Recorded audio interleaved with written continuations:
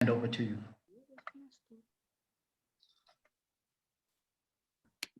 Thank you.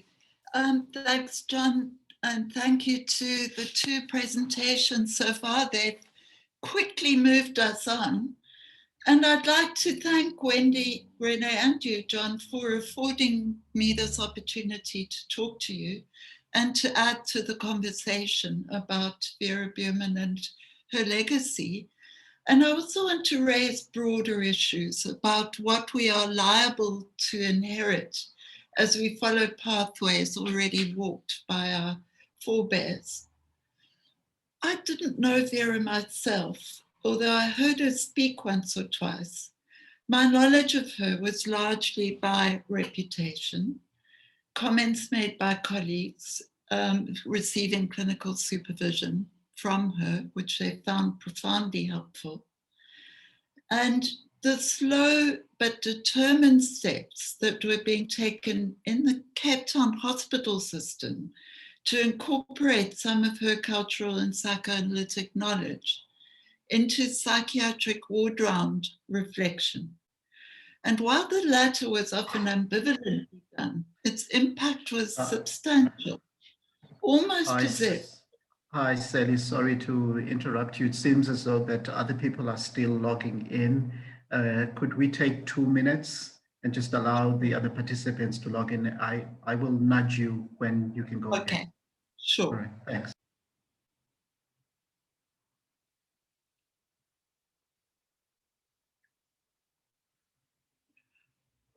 We're doing okay.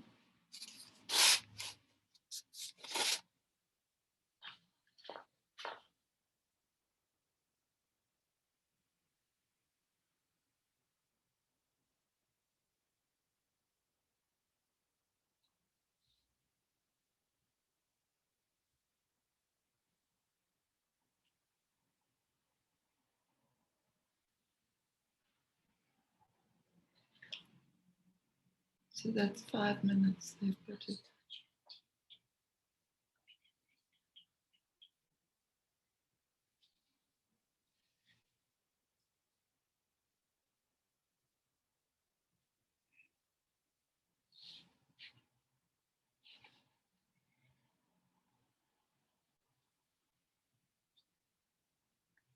Yes, Sally. So the numbers are steadily coming in. So just give it another 2 minutes. Sure.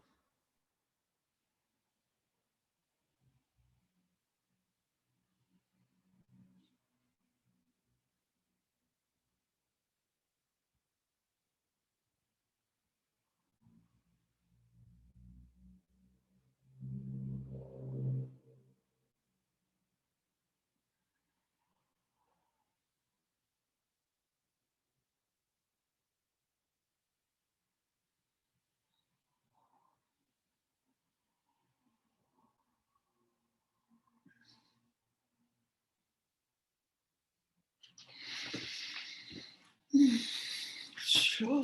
How many people?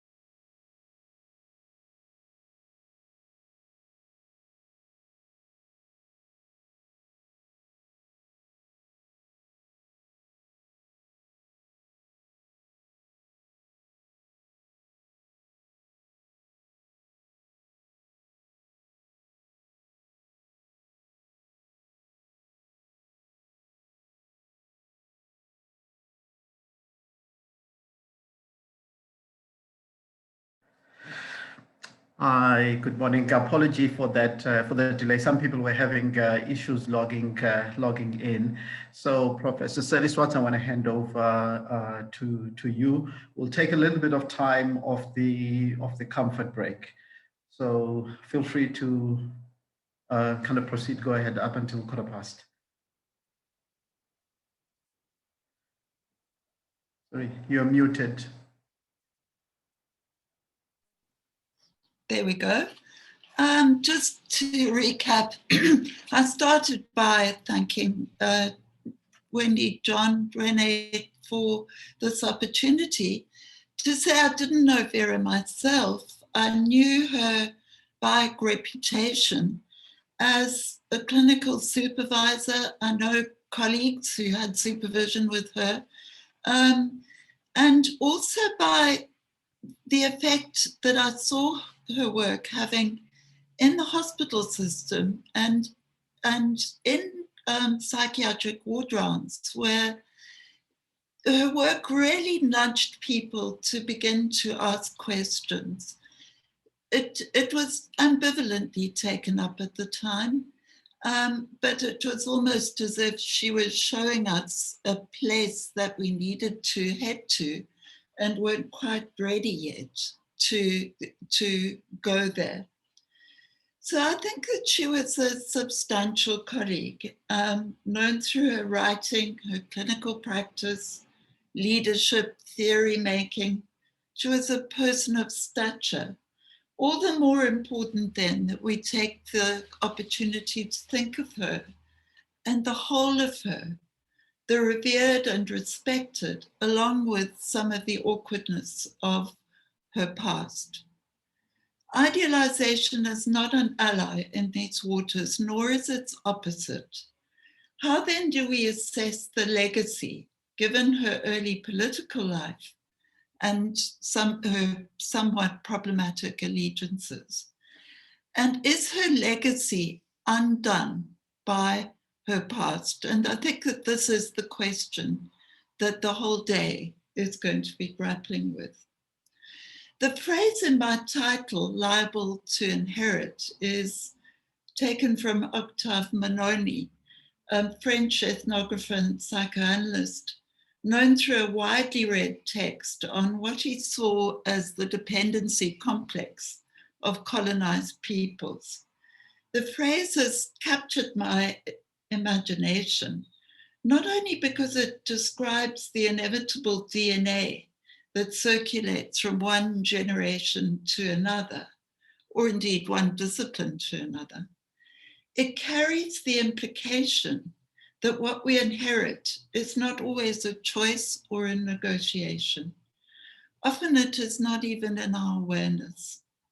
So the symposium today begins with what we, as a professional collective, are liable to inherit from Vera.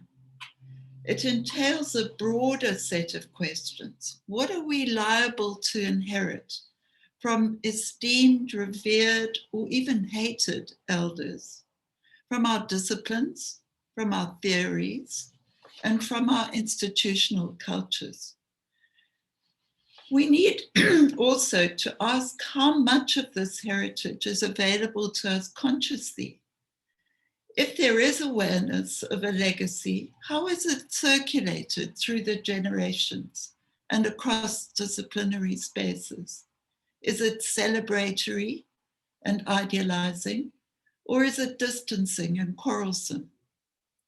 By contrast, and I think this is an important point, if the legacy is unembodied, a series of ghosts, unconscious or disavowed, and passed on in traditions of practice and social convention, becoming sort of the unthought known, to Christopher Wallace's phrase, assumed as the way things are, without ever being brought to the surface. There is work to be done, embodiment, creating whole people from ghosts, names for uneasy half thoughts. And I think that this symposium is aiming to do exactly that. With respect to Vera's past and the play of shadow and light it casts on her Jungian and anthropological selves, you have heard Astrid's rebuttal of Andre's account, and it is now very much a public record.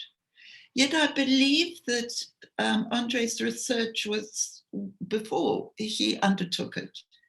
Her history was a kind of open secret that flourishes in institutions of all kinds.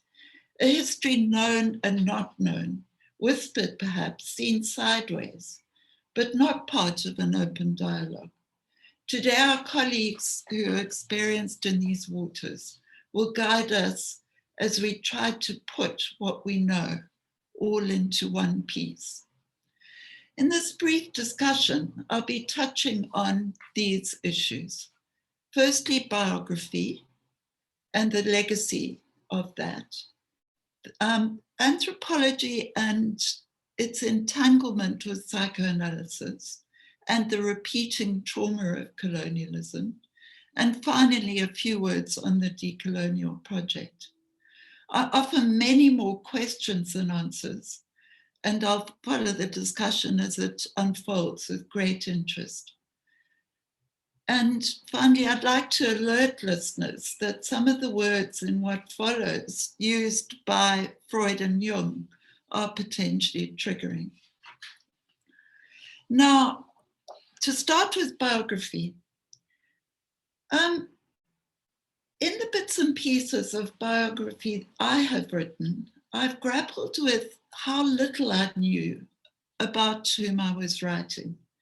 I could put together days and dates, chains of letters, painstaking work, often frustrating, and I did this with caution, and I see Andre similarly engaged. But there's always a moment when the documents end and speculation begins, even in the driest of histories. And in any case, all so-called facts come with a point of view. History, along with cautious speculation, takes us only so far. But what of the undocumented internal world, the changes of heart, the regrets, the epiphanies, the doubts?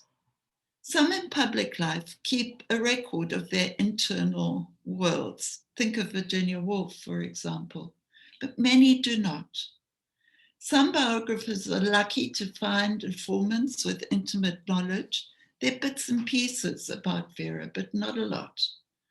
But even these intimacies are colored by personal grievances or loyalties. Speculation about motivation, desire, intent is a fickle, albeit essential, friend to biographers. So with respect to Vera's particular history, it seems there's little to guide our thinking about her internal world and many unanswered questions. After her time in London, for example, was there a change of heart?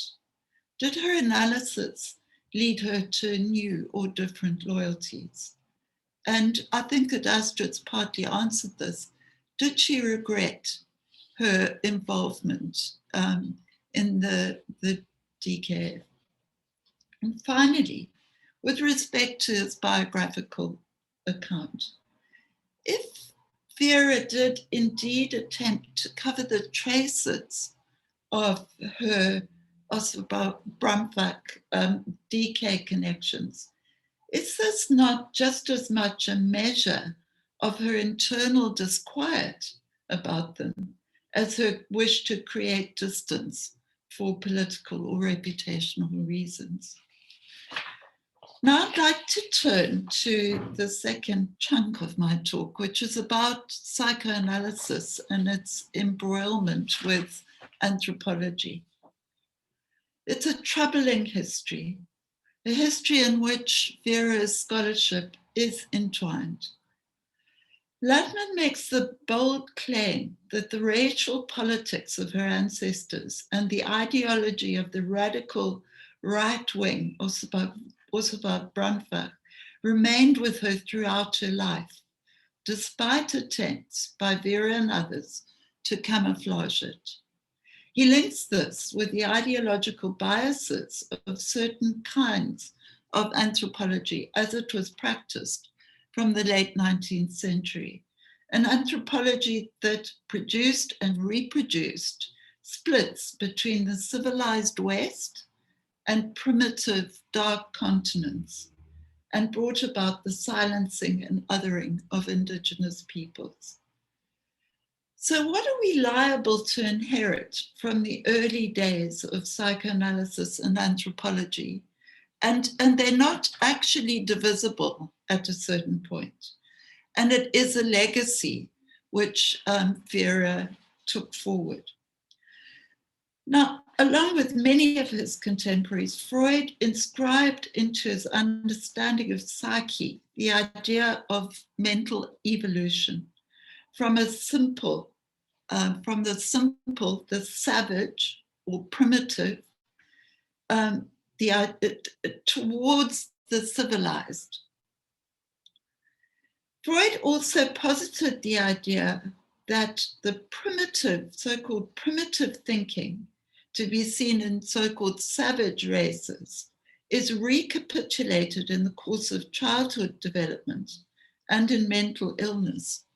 The subtitle of Totem and Taboo is some points of agreement between the mental lives of savages and neurotics, which, looking back on it is quite gobsmacking.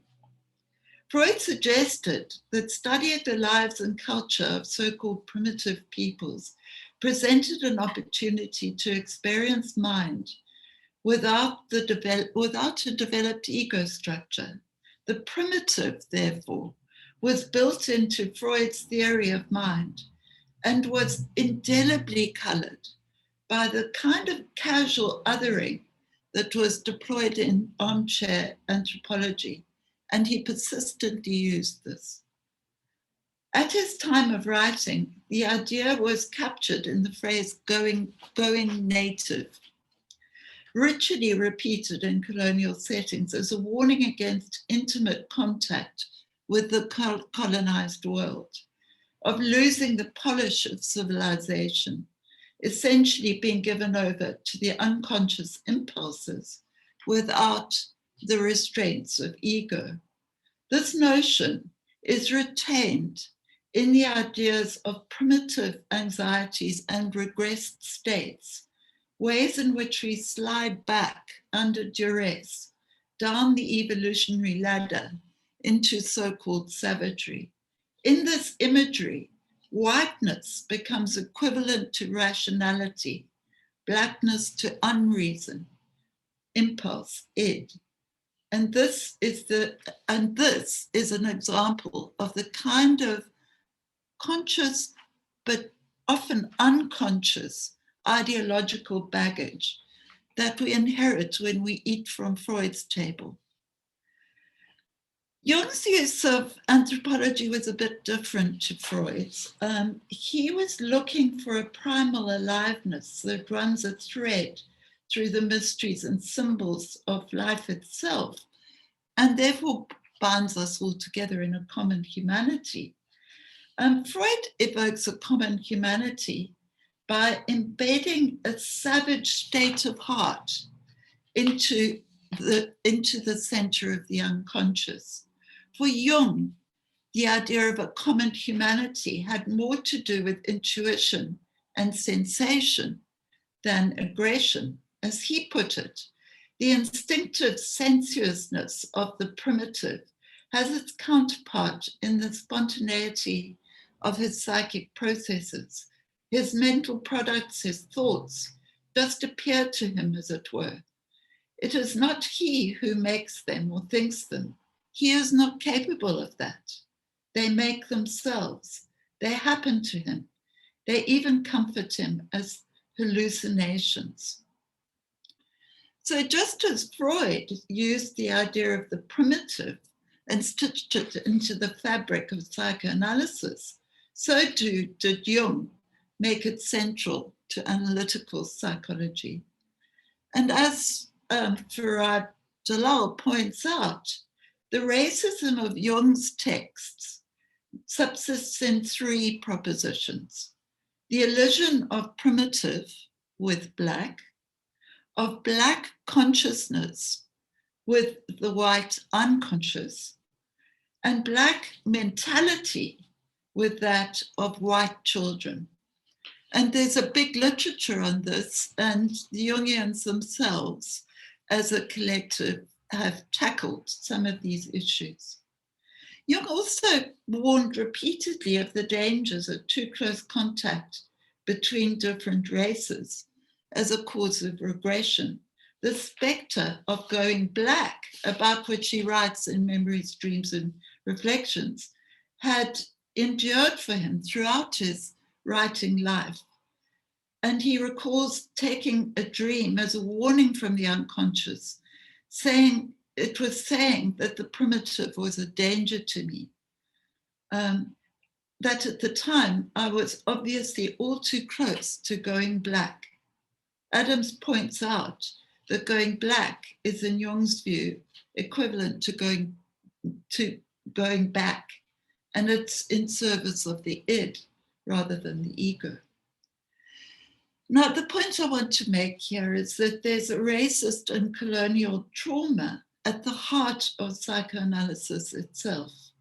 It's linked to anthropology as it was practiced in the first part of the 20th century. It's been called to account. Dalal, Adams, Brickman, Samuels come to mind. Nonetheless, I would argue that it continues to haunt in its rehearsal specifically of the ways in which it splits North from South and uncouples, severs restraint and rationality from indigeneity. We are drawn to theories and disciplines that fit with our worldviews. Sometimes this is a conscious choice, but I would argue that more often the fit that slides into place as we find our theoretical home is about fundamental beliefs and values that remain just out of reach of our consciousness. To the extent that we are ignorant of our theory's history, their shadowy half-life on the edge between fact and fiction, we are set up to repeat their unstated and naturalized assumptions. The truth claims of the theories we think we are using use us. We become their serfs, their slaves.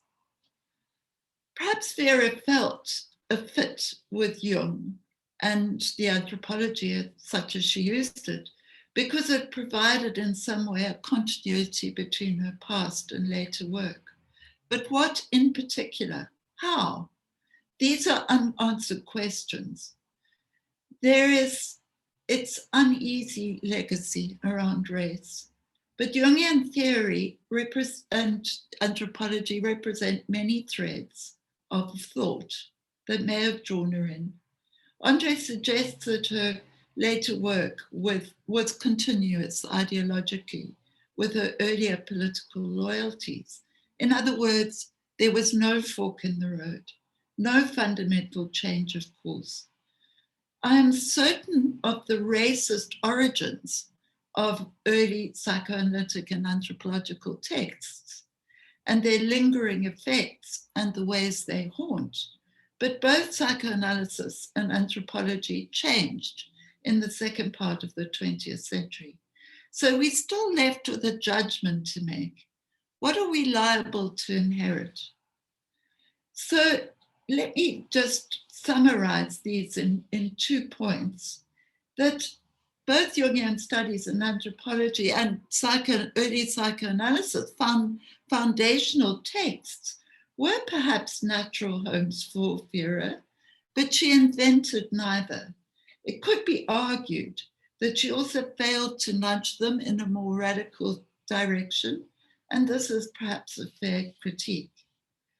And secondly, it can be argued that the Jung anthropology racism cannot be argued that it was of the same ilk as her early political affiliations. While I can see threads of continuity each ends in an utterly different political effect. And I think that that needs to be taken into account. So I began, and I'm going to finish off very soon. I began this talk by asking what we are liable to inherit from our elders, our disciplines, our theories, and our institutional cultures. The legacy from Vera is very complicated and is made more so by the extent to which there's an institutional culture that has revered her work and will consciously or unconsciously be committed to preserving something of her ways of thinking and being. The legacy from psychoanalysis and anthropology is similarly complicated, and the task of confronting ghosts, tracing the disavowed, is arduous. So how best might we put ourselves in the hands of theories that will serve to undo the othering that we are aware of and its racist implications? And at the same time, how do we sustain an attitude of reverence for difference that avoids being the cause of alienation? As Frantz Fanon tellingly says, universalism is also a trap. In addition, as we hunt the ghosts we've been liable to inherit, we have to guard against assuming that there's a single ghost to be laid. This is seldom the case. So in this moment of reflection, what are the other points of trauma and dissociation that we need to identify? And I'll end there. Thank you very much. Thank you, Sally, for that wonderful presentation. I want to start off with a question and ask, so the functioning of early anthropology and psychoanalysis in terms of the splits that it caused and the othering of other humanities, whether that in itself could not be seen as an id function or a primitive function, because those actions were quite aggressive. Absolutely. You know, so the early texts, psychoanalytic texts, make really horrible reading, you know, with our current frames of reference. And it's very interesting that there has been no public or thorough debate about what we've inherited from Freud in terms of theory about race. It's recently been tackled. And Celia Brickman's work on, which is called, it's a wonderful book called Aboriginal States of Mind, begins to unpack the meaning of that term primitive, that absolutely infuses all psychoanalytic theory. And it's there constantly. I mean, we use it daily almost in our clinical practice. And it comes packaged with ideas of what primitive stands for. And it's got a life in how people are still othered. And I think that Black Lives Matter has been raising really critical issues about this. You know, I mean, this is that illusion between primitive and Black is with us still. So how do we begin to unpack it? And if we're unpacking it in terms of psychoanalysis, what do we leave intact? What is the heritage? What is the legacy we want to hold on to? And how do we begin to dismantle it? Actually, I just want to quickly follow up with another question. I'm asking a very kind of obvious question. Is that what is at the core or the primary function of othering? So if we look at it historically. You know, Freud was looking for a way of representing the unconscious. And I don't think one can imagine psychoanalysis without an other. And in many ways, the unconscious is that other, which can never be known. And when it's at its best, it is a fluid othering that comes into being self and moves beyond it and is multiple and isn't crystallized. But the problem with Freud's cultural works, and the way it was taken up by Jung as well, is that otherness got entangled with race. And that's the thing that we have to guard against. There's always another. If we work with the unconscious, we are always working with otherness. But what do we identify it with is the question. It's the enigmatic empty signifier, if you like. Yeah. Sure. Just a last question from me, just linked to what you've just said now. So what mechanisms do we have now to bridge the gap or the split when we exist in divides in our institutions and in the academic work that we do? So you're asking about a way forward, and I actually cut off the last part of my talk because I was out of time. But the post-colonial, decolonial project is incredibly important, and it involves working with, first of all, in the present. Who do we invite into our institutional spaces, and do they feel welcome there? So I would start there with Vera's legacy. Are there people who feel alienated by what she represented and her reputation? And if they do, what work do we have to do to make those people feel at home? So there's work with alienation. Secondly, there's work with hybridity, because the minute that we put all our eggs in one theoretical basket and we start using it in rigid ways, we become authoritarian and we other swathes of people, whether we're being rigidly Jungian, Freudian, even, rigidly CBT, we start losing the possibility of making people feel at home. And, we I suppose in the end, for me, it's beginning to come down to thinking about white spaces. How do we perpetuate white spaces? By haunting them with our elders in ways that are inappropriate.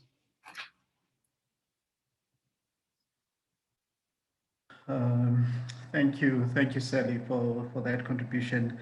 I see there are no questions posted in the chat, so the original timetable said that we were supposed to take a tea break at 1:15, and I wonder if we could take a quick 4-minute break before commencing with the next speaker, a keynote speaker, Professor Jonathan Johnson.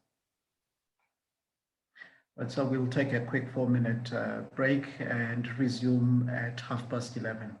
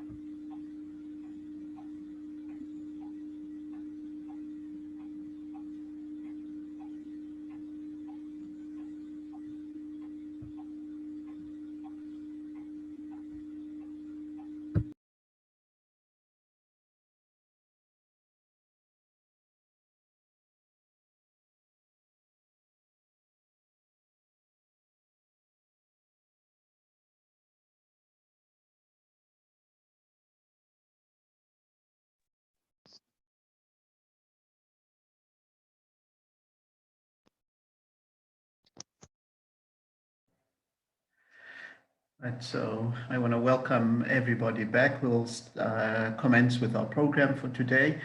Our next speaker, keynote speaker, is Professor Jonathan Johnson.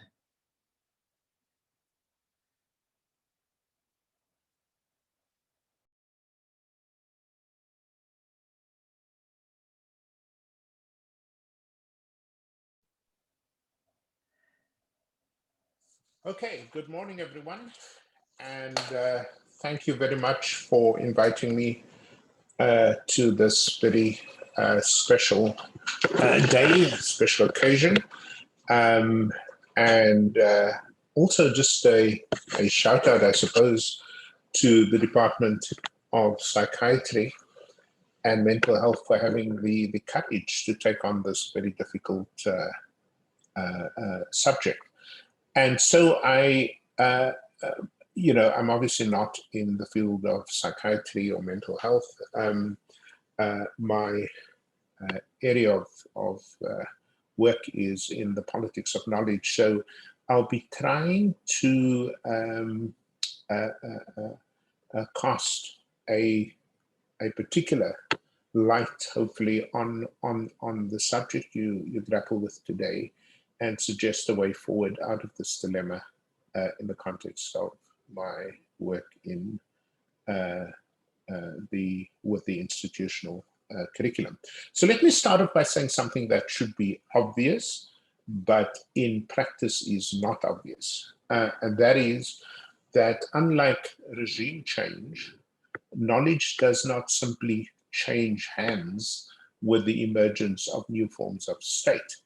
And so, such as when the apartheid government was replaced by the first democratic government in the 1990s, for all the, performance with regime change, in effect, nothing else changes as far, or not much changes as far as knowledge is concerned, particularly as codified in what we call the curriculum.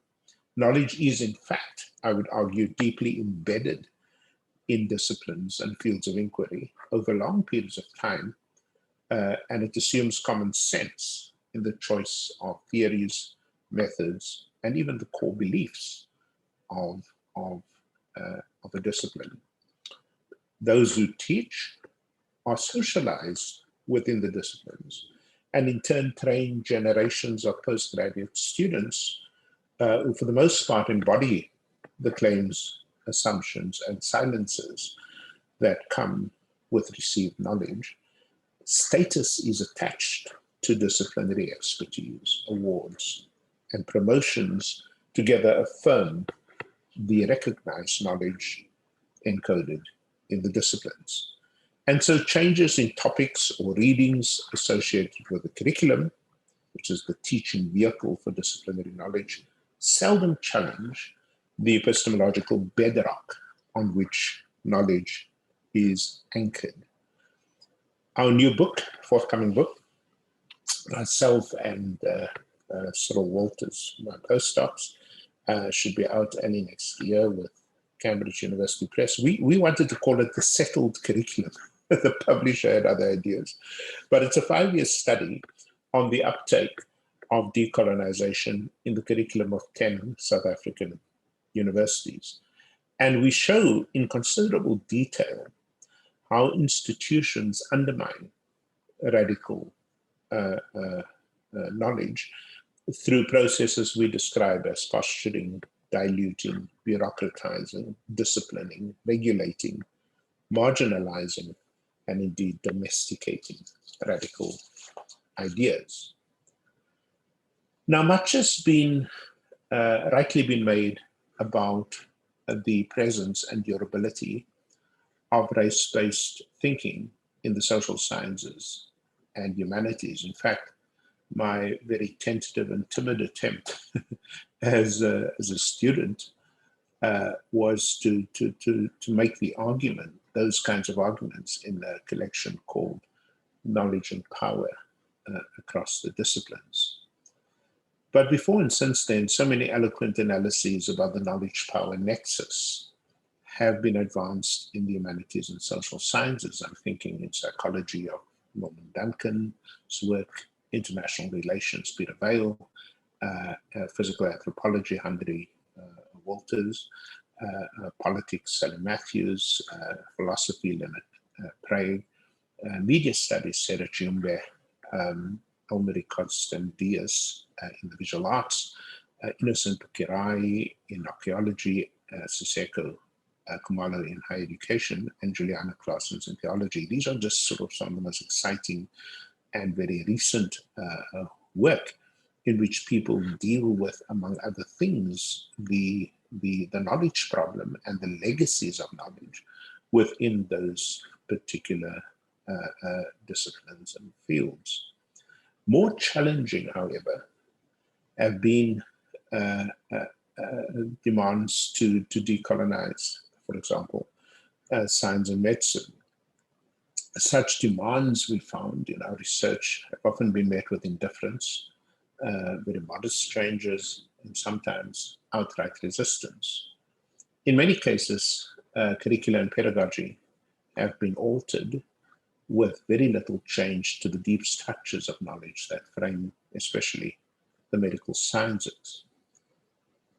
And that's a problem because not dealing with those embedded structures means that that medicine remains hugely consequential. The kinds of medicine we practice in the lives of academics and students, and those whom they serve, not just in medicine, but through professions such as nursing, dentistry, occupational therapy, and the like. Now, in recent years, there's certainly been a concern with the politics of knowledge by some scholars who draw attention to the social construction of medical knowledge. I'm thinking here, for example, of the very brilliant collection put together by Susan Levine, titled Medicine and the Politics of Knowledge, and more recently, Alex Broadbent's Philosophy of Medicine, as well as Tanya Rausch van der Merwe's stunning thesis on the fraught knowledge of occupational therapy. Now, no doubt the groundwork for explorations in the politics of knowledge was laid by pioneering groups or individuals. I'm thinking of Catherine Burns' work on the medical humanities at WISER, and Solly Benatar's long-standing labor in the field of bioethics and medicine. The difficulty in sustaining these arguments about the politics of knowledge in the natural or medical sciences is the assumption of value neutrality of those fields of inquiry. You heard some of that opposition in the decolonization moment.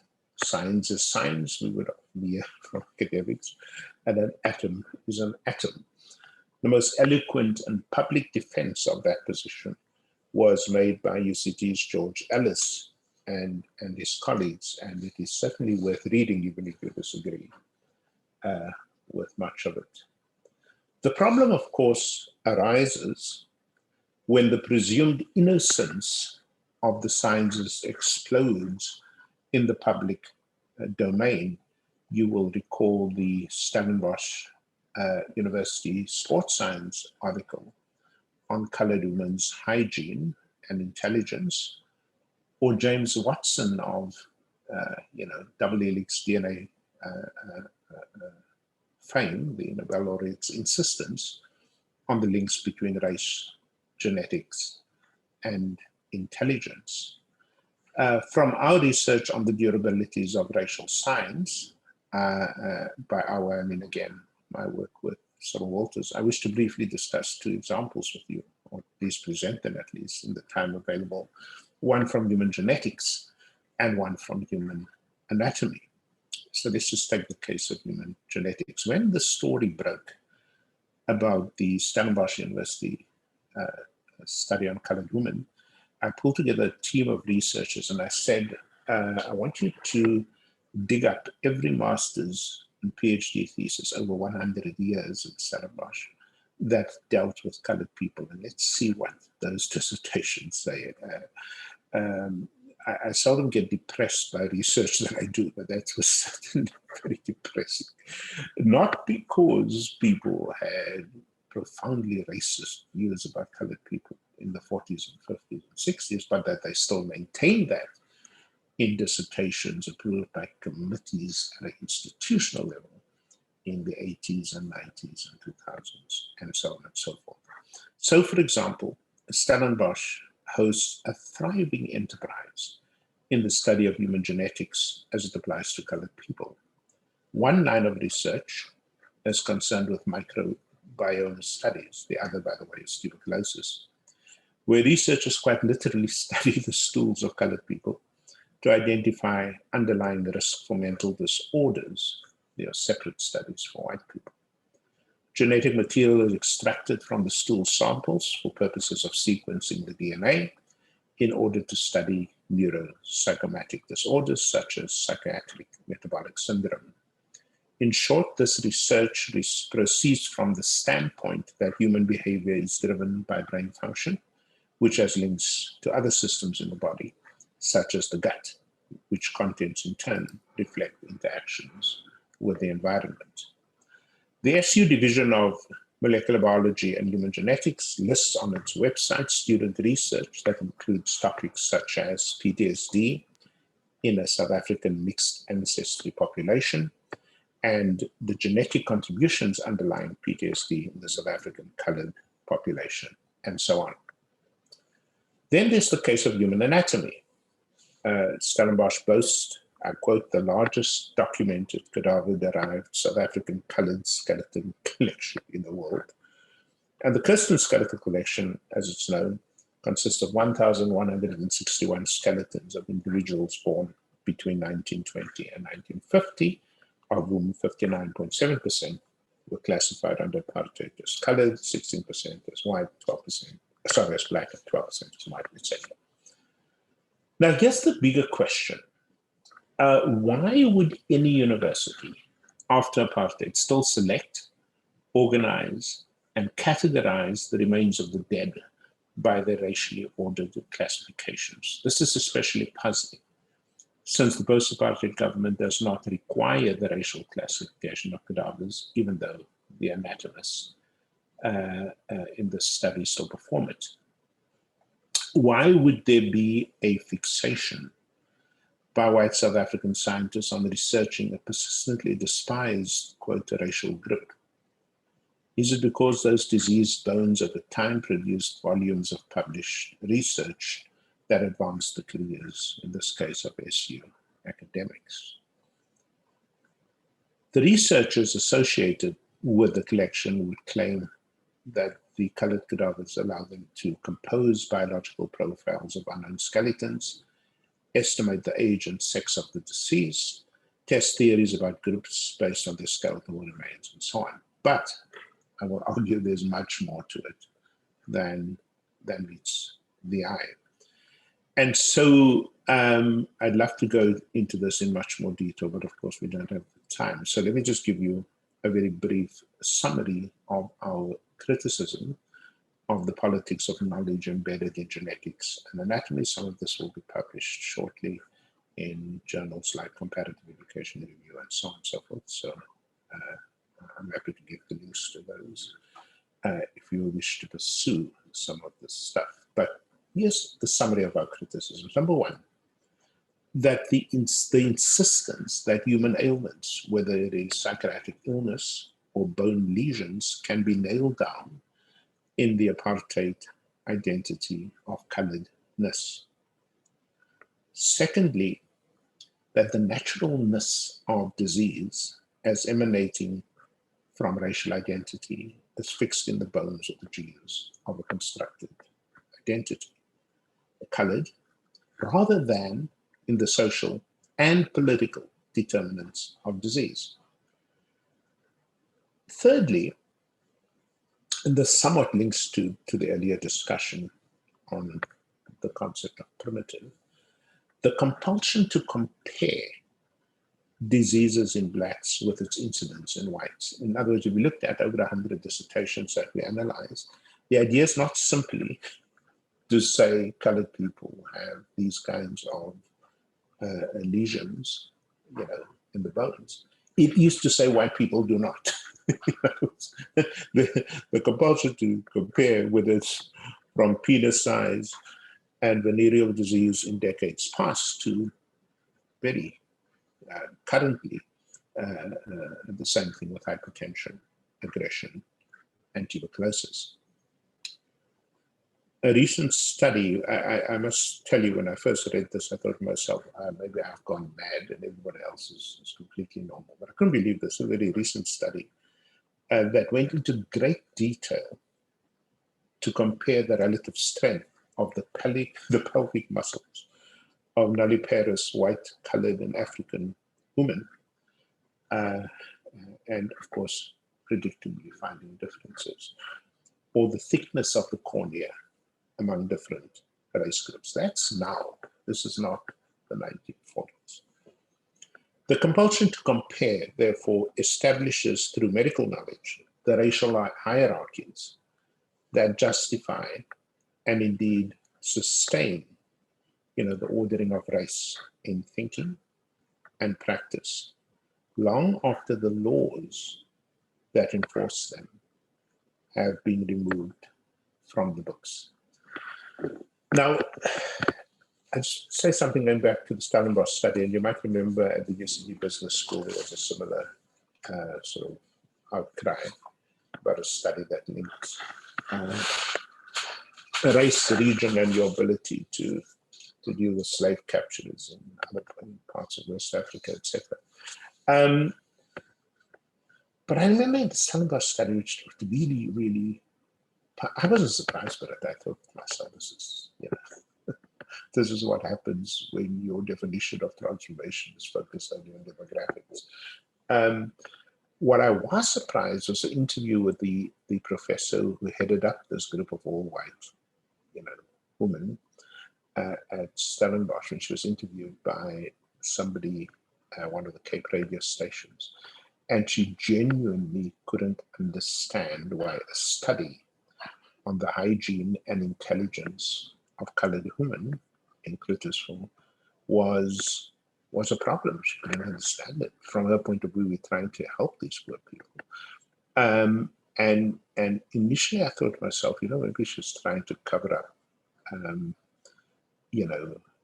I realized that she was absolutely genuine. She did not understand what the problem was. And this is the problem with belief, and science, that you can shift and change the curriculum all you want. But if people really do believe in what they've been socialized politically and otherwise into thinking about themselves and others, the problem is much deeper than the curriculum itself. And so, yes, my proposal for how to deal with what has been discussed today in the context of the work of Vera Berman, but and so on. I want to suggest this as with my curriculum hat on, Vera's hat on. The response to troubled knowledge, I conclude, whether represented in Berman or, for that matter, by the way, Jan Smuts and his residents, is not erasure, but engagement. If higher education is going to have any meaning left in these must-fall days, it is too simple. I think it's, in fact, anti-education. I would argue it is anti-progressive. To the moment you see something you don't like, to tear it down or to erase it, as opposed to what I suggest, engaging it, okay, in order to make sense. If I may borrow from an earlier session, in order to make sense of who exactly the ghosts are. Nor should, as I suggested earlier, nor should our response be one of surprise or even disappointment with the one-time heroes or heroines of our disciplines. How could it be otherwise? How could the colonial apartheid knowledge legacy given to us leave us with something else? I mean, it's disingenuous, in fact, to be surprised that Berman, or to take another hero of the social sciences on this side of the M2 of Erica Tron, the sociologist stroke social worker, and there have been attempts by students, both at UCT and Stellenbosch, to sort of recover and reform her legacy. You don't have to do that, just deal with it, okay? That this is completely, in the case of Erica Tron, completely understandable that somebody would come out this very paternalistic way of writing about colored people. If your PhD supervisor was Hendrik Verwoerd, it makes sense that he would do that. There's no grounds for surprise, etc. Nor is it helpful, therefore, and this is unfortunately what my current university tries to do, it's not helpful to cover up or avoid entanglements with these difficult legacies because it's embarrassing or quite simply wrong. I'll never forget, I've worked in universities, as some of you know, around the world and around our country. When I was told to give an inaugural lecture, I did it on the basis of this research on 100 years of dissertations, because dissertations are not about dissertations, it's really about institutions and what they regard as legitimate knowledge, etc. And I did this talk, and there's a good number of people at the inaugural. I'll never forget this as long as I live. Not a single academic, not one, okay, came to me afterwards, to this day, to engage, to criticize, to, take apart, to just comment on what I've been. And the reason for that is counter. It's shame, and that's not going to get us anywhere. So either just getting rid of Berman, your biggest mistake is to ignore Berman and to dismiss her and so on in the name of some purist view of knowledge and ideology and curriculum. The right thing to do is to do exactly what you're doing today and to engage that problem for years to come, because I can guarantee you, Vera Berman's thinking is not going to disappear, okay, because you don't like it. It is there. It is there in your curriculum. It is there in the training of your graduate students. It is there in the way, the very place, I'm sure, is made up in its artworks and so on and so forth. So what I think the seminar does is correct, which is to take on these ghosts, whether we like them or not. What confronts us in conclusion is dealing with complexity. I think I had this term earlier, the light and the shadows of inherited knowledges and knowledge producers. And then it is clear we must now throw ourselves into the real hard work of transformation that moves beyond demographics alone to deal with these stubborn legacies of inherited knowledge. Thank you very much.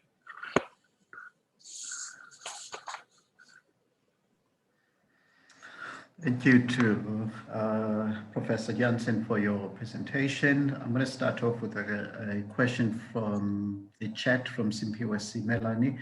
How do we tread the line between trying to do research unique to Africa and racial groups in Africa so that we do not have to generalize findings from Western research communities without it being racist? Is it about how the questions are being framed? What is being investigated and by whom? Right, that's a great question, actually. So I have a different view on this stuff. It's for the same reason that I absolutely don't like things that are funded in the name of indigenous knowledge or IKS, because in South Africa, it's you playing with fire. You see, when my Canadian and Australian colleagues talk to me about indigenous knowledge, they have a completely different kind of thinking about it. When that term comes up in South Africa, you slide very quickly into essentialist knowledge about race and identity. And that, as you know, is because remember, we've grown up with this notion of 4 races and 10 tribes and that kind of nonsense. And so it's interesting in the study we did, as I said, the book that's coming out. What is very interesting, the people that really liked indigenous knowledge were conservative Afrikaans academics at many of our universities, because for them, that was familiar territory. That notion of affirming the essence of being Zulu or the essence of being colored and that kind of crap, is of course comfortable knowledge. The second thing I want to say is that I don't believe it is possible in the 21st century to do research on anything that is uniquely African, if I may just quote from the president, because of the way in which knowledge is entangled, in the way we produce research. Let me give an example of this. Just before he died, I had the privilege of interviewing a good friend, Bongani Mayosi, in his office at UCT. And I tell you, I was absolutely moved by how this A-rated scientist was a world leader in studying the relationship between poverty and cardiovascular disease. His starting point was Africa. And scholars came from around the world, because cardiovascular disease is not uniquely African, but there's particular manifestations, of course, with respect to poverty and all of that on our continent and so on. So for me, I think we should give up on the notion of studying something that is uniquely African, but studying something where the starting point for the inquiry is Africa, if you know what I mean. And that, I think, is hard to do, because you can't. I mean, in my area in curriculum theory, there's nothing you can do in curriculum theory that doesn't also show up in Latin America, in Southern Asia, etc. I can give you examples of that. And so for me, it's the relationship of these knowledges that needs to be taken seriously. But your starting point for the question can be and should be, in my case, in our case, the African dilemma. Thank you for that response. I want to follow up with a question of my own, just a comment from you from an institutional perspective around checkpoints related to research. So as an example, the study that you quoted about colored women's hygiene. From an institutional perspective, what checkpoints are there that allow such studies to proceed and go ahead?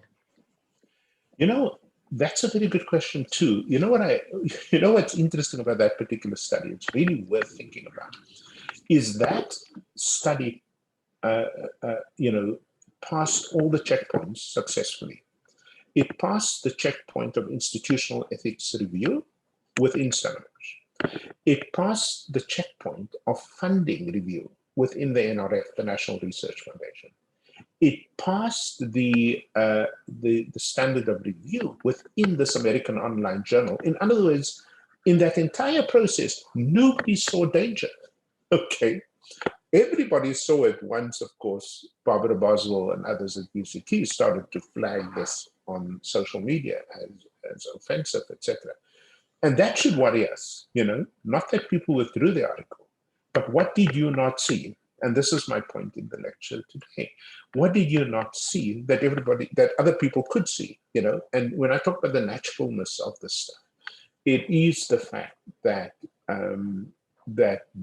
and again, most universities, I've been a university vice chancellor before, your instinct is to protect the institution. Your instinct is not to look like a fool, But in the process of covering up, you don't deal with the underlying problems of knowledge, of power, of class, of race, etc., as they manifest in this. So when Stellenbosch now is oversensitive, I mean, to the point that you can't even bring a study on race without being put through the ringer. But there is the study of race that is progressive, that looks at race in the context of power and inequality and all of that stuff.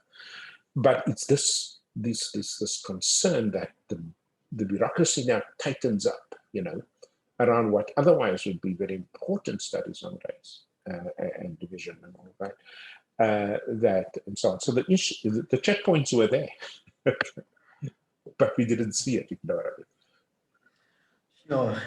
It's an interesting point that I think illustrates quite a number, of things. Partly the dichotomy or the split between institution and person, because the agenda of the institution, could it be responsible for that blindness that says we do not see anything, kind of wrong with what is being, proposed here. Also pressures from funding. Also, the other thing about, if you look at that example, I'm also interested in your comment about power dynamics, that are at play in terms of person versus institution. Yeah, and and it's very, very, very difficult for somebody who doesn't toe the line to to get recognized, to get promoted, to get and so you have to make sure that the people who speak out, the people who make the public arguments, in favor of a more interesting and a more complex engagement with fraught knowledge, that those people are not taken down. Institutions on, hopefully on the line here is my colleague Handri Walters, who works in physical anthropology, and she was the first at Stellenbosch, by the way, to expose, through a discovery in one of the university's museums, I think it was, of the material, the hardcore, the blonde hair, kind of stuff, and the blue eyes, and so on, which was symbolic, of course, of I mean, nobody was doing eugenics by name anymore, of course, but everybody was still thinking, along these tram lines of race and hierarchy and so on. That hasn't changed, etc. And so we're putting together, I just wanted to share this, a book which should be out next year, where I've invited the leading thinkers in the politics of medicine to contribute, and it's going to be fantastic, because not just the usual suspects, of medical history and the like. It's also philosophy of medicine and other areas that we putting together to sort of, and hopefully that becomes a text, just like we put together a text called Fault Lines after the Stellenbosch study, where you have people from ethics and politics and so on. So it's important, I think, for, if I may be bold, Chairperson, it's important for this group, having had this conference, to pull together, in a collection, which hopefully becomes part of the new knowledge, the new reading materials in the curriculum in psychiatry and health and so on, that builds on the response to Vera and others. That is the way to do curriculum change, that is durable.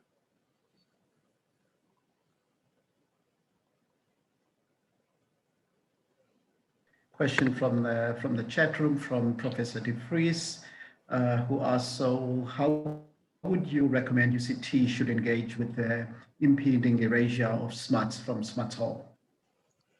Having had to deal with these ghosts myself at universities where I worked, the most important thing to understand is we're not a political organization in a narrow party political sense.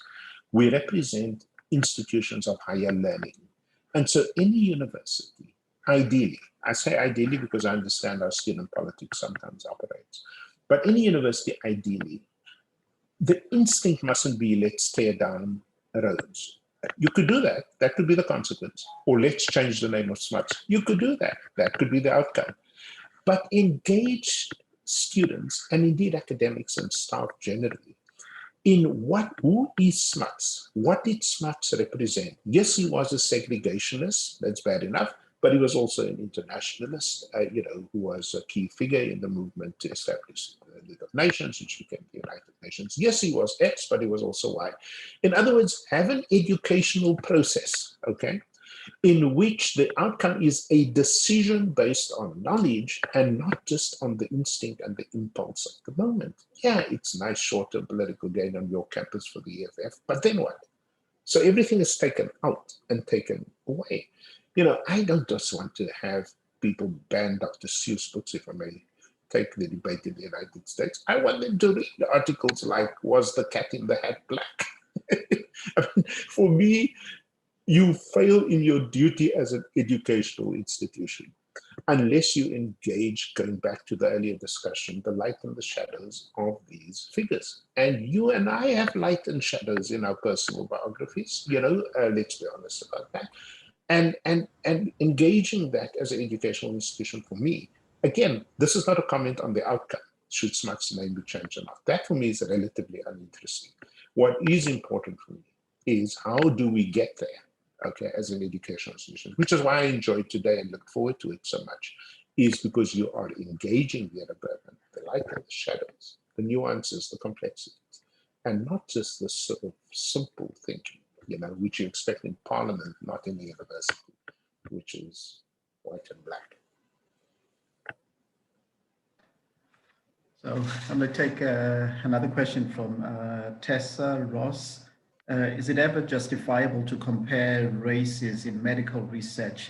What about research that helps us to see racism in our work, for an example? Yeah, okay. If I got that correctly, I mean, there's a big difference, of course, between race and racism. I to some extent, I have an understanding as to how the habits of measurement, for example, lead people so naturally into saying this is, the pelvic floor of an African, the pelvic muscles of an African woman. This is the pelvic muscles of a colored woman. Now, as ridiculous as that sounds, okay, I can understand how people get there because their supervisors did it, their supervisors did it, the institution claims it, etc., etc., etc. Never forget the institutional context for what we count as legitimate knowledge. As you said, Pico, the difference between the individual and the institutional. But our task is to sort of say, could it be something else? Could it be, nobody gets tuberculosis. My God, I can actually pull up, I'm not a medical researcher, but I mean, I can pull up hundreds of pieces of research on colored people and tuberculosis. You don't get TB because you're colored. You get TB because you live in a particular kind of socioeconomic space with poor ventilation, with a lot of people on top of each other, and then of course you're going to get tuberculosis. You know what I mean? It's the closing off of other kinds of explanations that makes this this fixation with race as the explanation so dangerous, as the questioner correctly noticed. And then it is also then to give you a hierarchy of who gets TB and who doesn't. And I can guess that the relationship between the incidence of tuberculosis and social class is probably much stronger than that, which you get with racial classifications from the past. I want to pose just a question from my side. What do you think are the fundamental ingredients responsible for change in knowledge? What are the ingredients that we have to bring to our institutions? So that's a great question as well. Look, again, based on our study over 5 years, we interviewed 200 academics across the 10 universities. One of the things that's very, very clear to me is that you need to have a really intense educational process when you approach complex things like changing the curriculum. The decolonization activists, and I refer particularly to academics, were often very arrogant in their approaches to the natural scientists. Remember, a natural scientist is trained, okay, in the mechanics of thermodynamics, or is trained in, the complexities of immunological diseases and so on. They're not trained in decoloniality. Trained and people come to this big conference and they show off very often, particularly in the English universities, they show off and they use, big terms like epistemicide. What the hell is that? To somebody in thermodynamics, etc. And so part of what we need to do is to bridge the gap between the assumed languages of the high humanities and where people actually are in a range of disciplines, like architecture, etc., outside of that specific, for want of a better term, epistemic community. That has to happen. You can't just pronounce politically on what you want and then expect it to trickle down into curriculum change, because then people do strange stuff.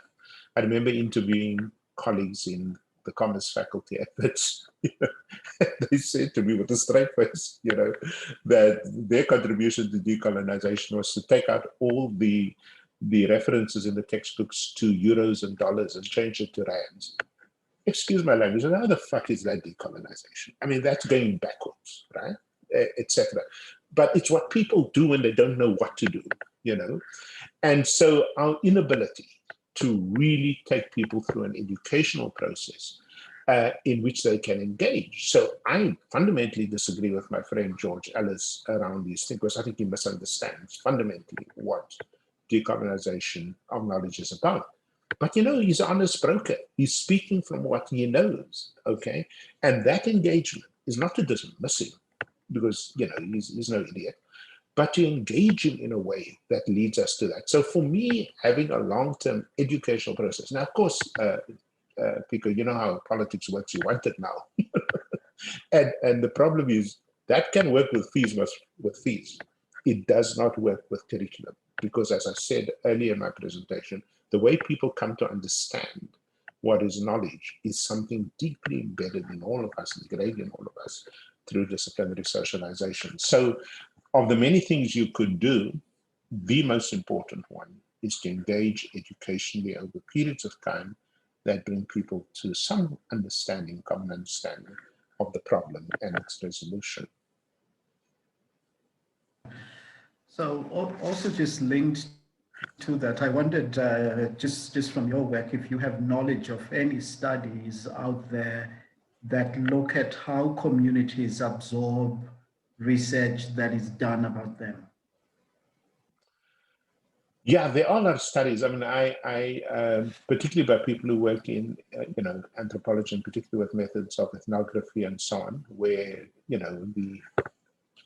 to quote somebody else, where the subaltern speaks back, etc. So I'm quite willing to send that to the organizers of the conference, a few of those things. But very often, as in the case of the poor working class colored women, they don't have the ability to speak back. They don't even know what happened to them, etc. And so part of our task is to raise the education levels of the people whom we, presume to study, and also to be very clear with them in a language that both parties understand about what is being done and how it would benefit them. It makes no sense in my own research, I can tell you that.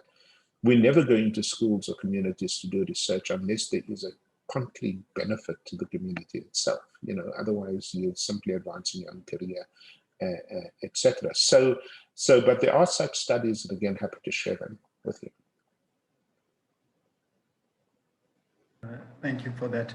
Just a last question from me before we go on a tea break. What would your recommendations be for our institution moving forward? I think it's very, very important to really have 100 forums like this. To have this forum that you're having today in psychiatry with Professor Berman, there must be similar forums like this in architecture with Philippa Tubagumi, in education with people like Azim Badruddin, in across the disciplines, where people can engage with. The problem is we engage with these things in wartime. In wartime, people don't listen to you. In wartime, people just want to get their point across. And so instead of waiting for Fees Must Fall 2 or 3 or decolonization, I think it's very, very important to have these debates, because every discipline has its dark side. Every discipline has its embarrassing and shameful history. And by engaging this in this way, in an open way, that's the way to do it. I wouldn't make it part of the political movement, because as much as I love politics, that typically sets up this, good versus evil kind of dynamic, and that is very, very useful.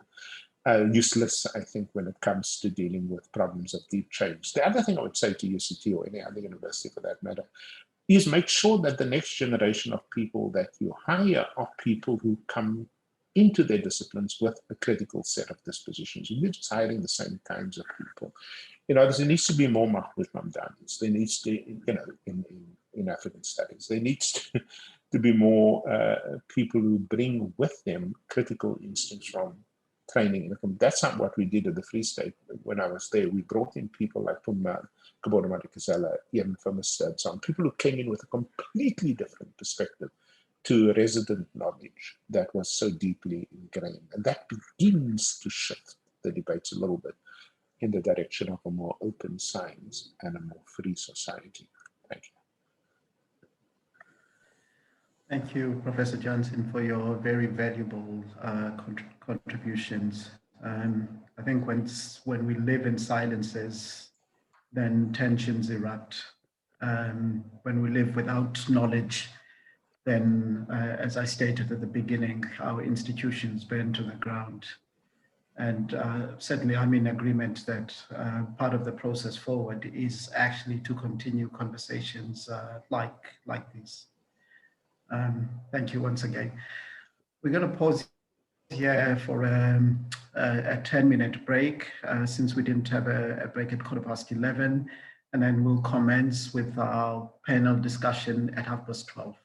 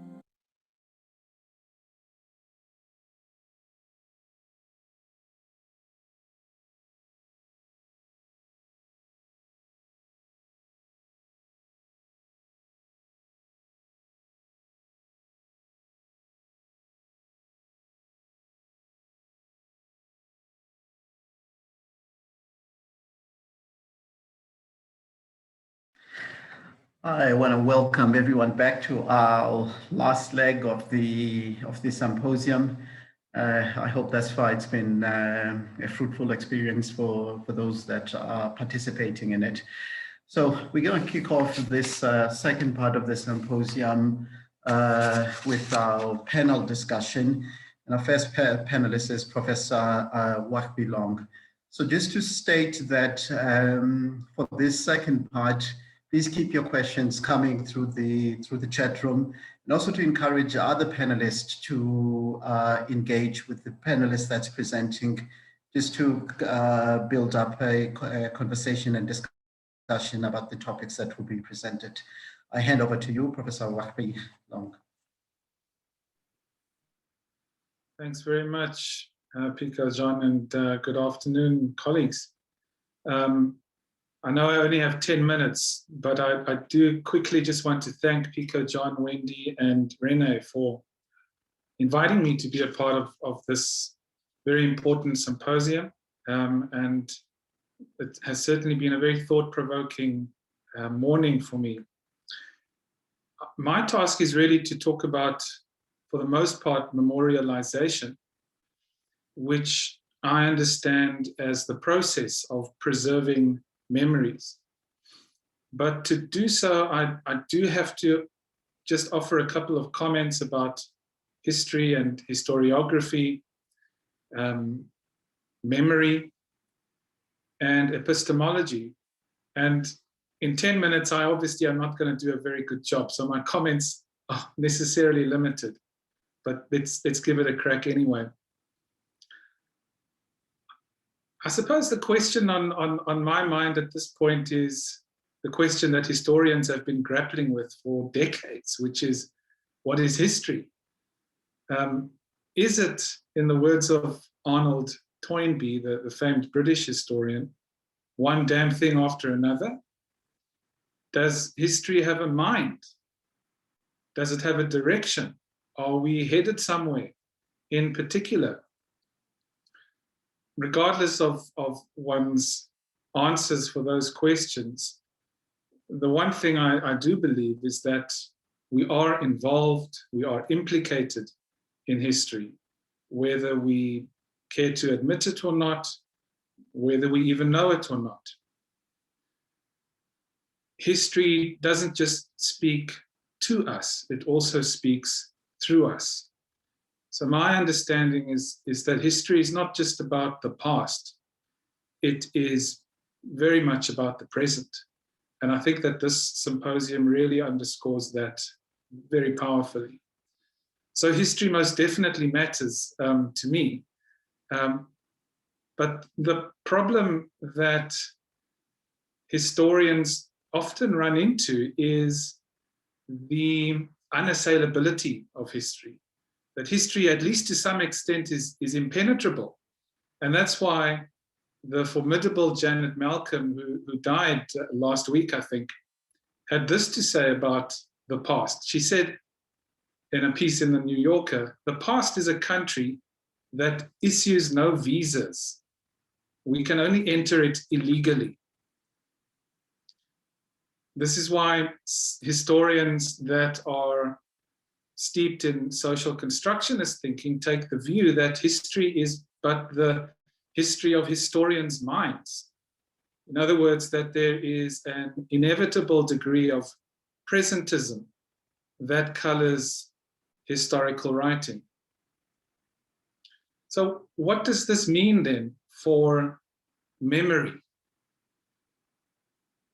In my view, memory is mutable. It changes across time, and there are many psychotherapists in the audience, and we see that in our clinical work with our patients, where memories change, sometimes dramatically, sometimes in more subtle ways. But it's not only that memories can change. The emotional valences of those memories can also change. The meanings that we attach to memories change, and the interpretations that we make as far as memories are concerned also change. And I think that this is true not only in terms of oral transmission, but archival transmission as well. The fact your video. at some point. So, sorry to interrupt you, Wakbi. We lost you. We lost you there for a second. Have you got me now, Pico? Yeah. Yes. Okay. How far back do I need to go? Do I need to start with memory again? Yes. Yeah. Okay. So memory, as I understand it, is something that is mutable. It changes across time. And we know this in our clinical work as psychotherapists, which many of us are, where with our patients, memories can change in dramatic ways, they can change in subtle ways. The emotional valences attached to those memories can change. The meaning of memories, the interpretations that go with memories, those change as well. And I think that the mutability of memory applies both to its oral and its archival transmission. The facts at some point do not speak for themselves. And it becomes the responsibility, the heavy responsibility of the historian to make acts of interpretation, to engage in acts of meaning making so that the facts can make sense. And of course, when we make meaning, when we interpret, we steer the oral record or the archival record in one direction rather than another. So what this all means, as I understand it, is that when it comes to epistemology, there is no higher ground. We are dealing with approximations based on the evidence at our disposal. And those approximations of the truth are located within a zeitgeist, within a spirit of the time, within a climate, a highly specific climate of public opinion. So what does that mean for memorialization? Does it mean that it's a pointless exercise? I certainly don't think so. I think that even though I'm pushing quite a relativist position on truth claims here, the fact remains that you and I still have to decide on what our values are. We still have to decide on what the values are of our university, of our faculty, of our division, in this case, child and adolescent psychiatry. And we have to decide on how the contested legacy of Vera Bierman speaks to those values. So let's come to the question of memorialization proper. The definition I used at the start of this talk is that I see it as the process of preserving memories. Now, you can already see the problem there, because if memories are mutable in so many respects, how do we preserve them? Now, there are options, particularly in divided societies like our own, where there is a very clear transition from apartheid to democracy. And often the options for memorialization take the form of removal, or the word that's been used in the last couple of hours, erasure. Can take the form of apology. It can take the form of disassociation. But I just want to make a comment briefly about removal in particular, and I'm drawing very much on the thinking of Brenda Schmaman, Professor of South African Art and Visual Culture at the University of Johannesburg. Removal, I think it's worth keeping in mind, is often the recourse of the political right, not the left. And so we have to be careful when it comes to using removal as a form of, as a preliminary form of memorialization. That's not to say that removal isn't sometimes called for after there's been, as Professor Janssen mentioned, a process of public engagement. But it's a recourse that needs to be looked at very carefully. Because what removal can do is it can have long-term consequences for the generations to come. It becomes difficult for future generations to engage critically about aspects of the past when the very prompts of that past have been taken down. And this is why I like Brenda Schmann's idea of dialogical, or what she calls counter monuments, as a form of memorialization. So she uses, I think, the very good example of the monuments at Nkome River, commemorating the battle site of Blood River, where on the one hand you've got this Afrikaner monument consisting of a lager of wagons erected in the 1970s, but then you also have across the river a wall of remembrance that is shaped in a way that harks back to King Dingane's horn-like battle formation. So there you've got a dialogue between monuments, a much more complex and richer set of reflections on display. And it's this idea of dialogical monuments or counter monuments that I find. Unfortunately, yes, I'm going to have to interrupt you. So at this point, I want to draw in other panel members who maybe just for a minute want to offer any contributions to Wakbi's presentation.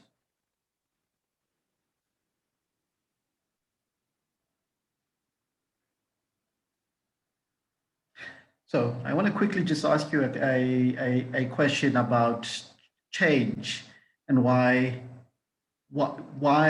change is hard, and that the feared entity of radical change ends up being the thing that often brings about change.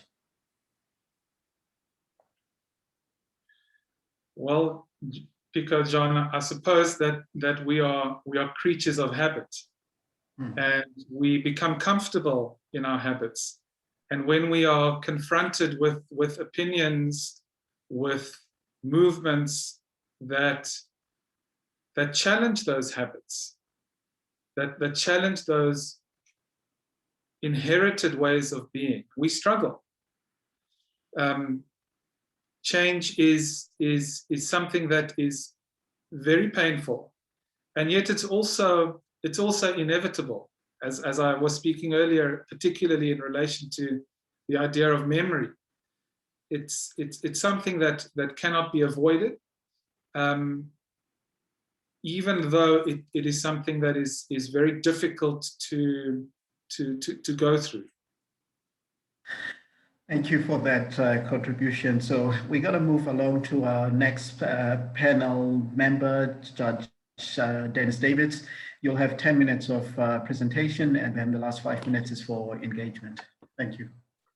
Thank you very much, and thank you for inviting me. I am completely an outlier to this, being basically a lawyer, and accordingly, my views are from the outside. But I want to perhaps just highlight 2 points that have been made in the seminar today, which are relevant to what I want to say.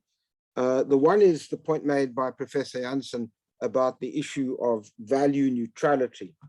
And the second is the point made by Professor Schwartz with regard to the question, I'm paraphrasing it, the legacy we left with from people who've come before us.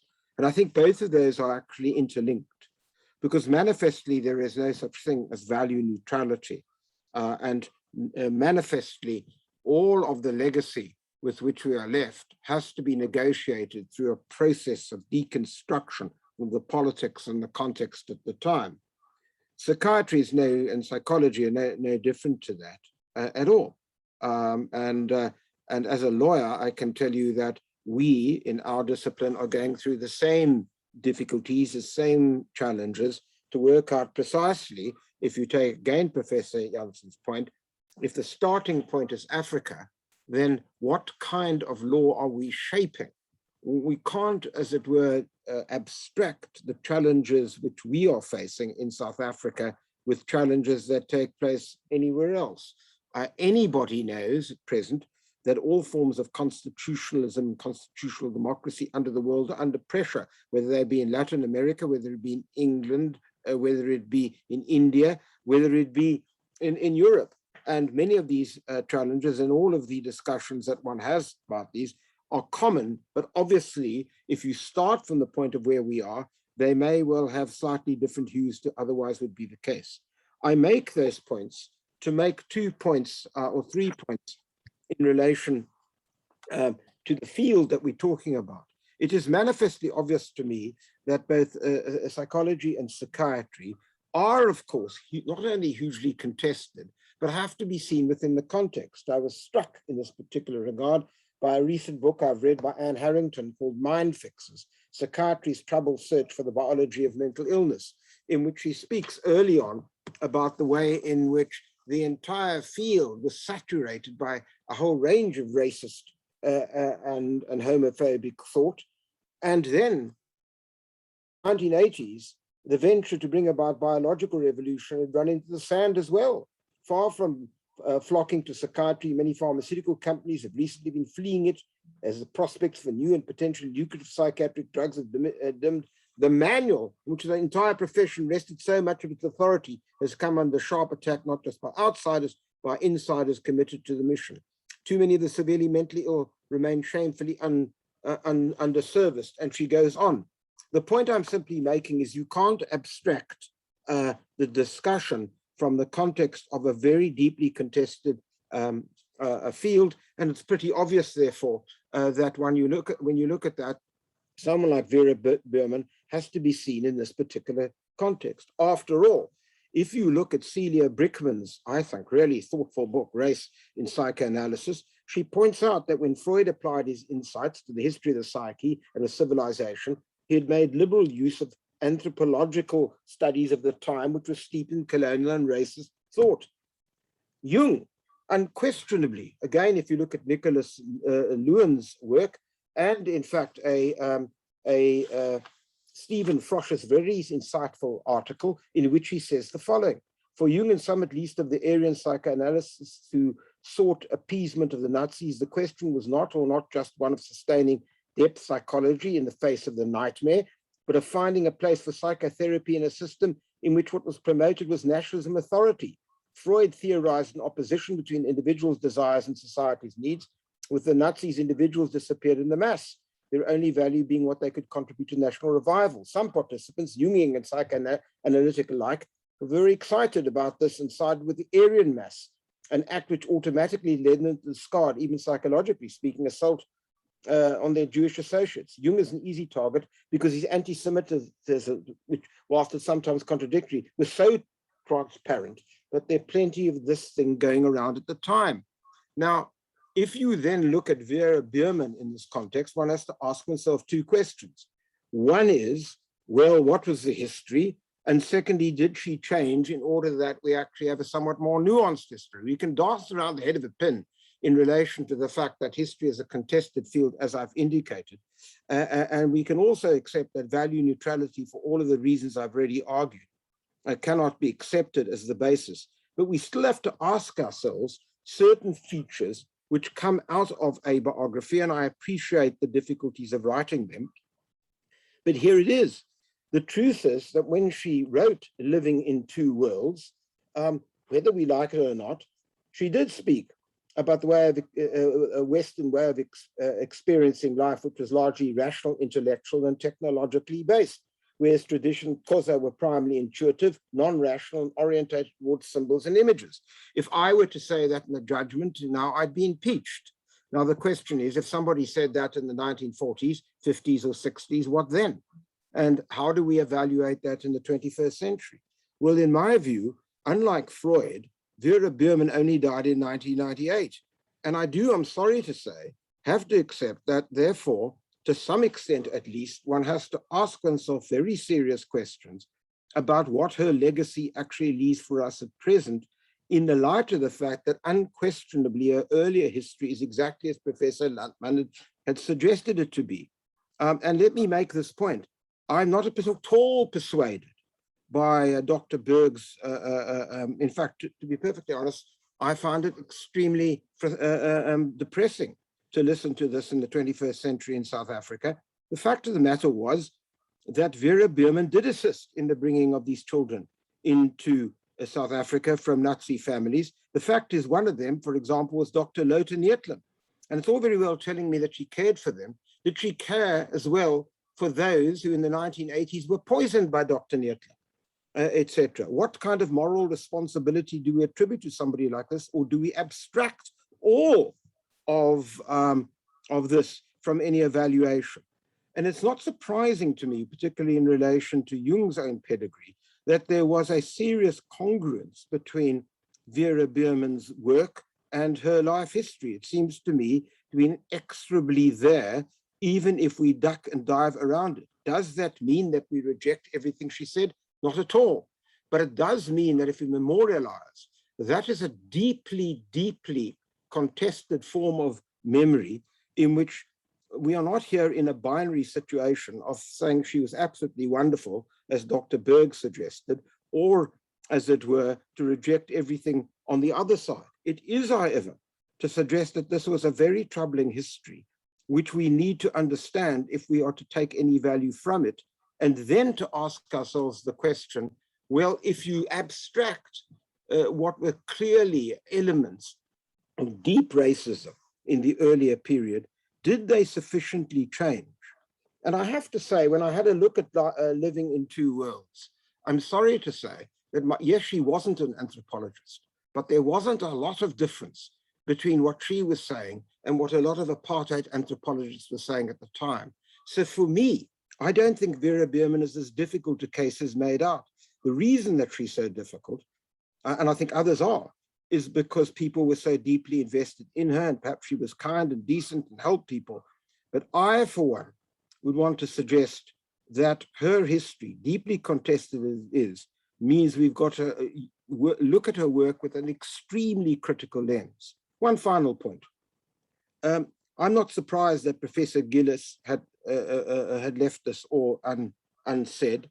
I remember very well, if I can end with an autobiographical note, that when I got into my bonnet in the 1980s and wanted to do work on the psychological effects of detainees who were being detained without trial, and that the effect that if we could do a decent study, lawyers and psychiatrists, we might be able to prevent more detentions from taking place because the state would not be able to rely on the evidence which was given by detainees in solitary confinement. I approached Professor Gillis, who showed not the slightest interest in any way in trying to deal with this. And it required, of course, the heroic work of Professor Don Foster, who led the study in which I was proud to be involved. And it reflected to me the kind of time that Professor Gillis and his particular legacy needs as well to be interrogated through the same lens. Some of us don't forget, even if it's possible that we might forgive. Thank you. Thank you, Judge Davids. I'll take any comments from the audience. Please feel free to unmute yourself if you would like, if you would prefer to take that route.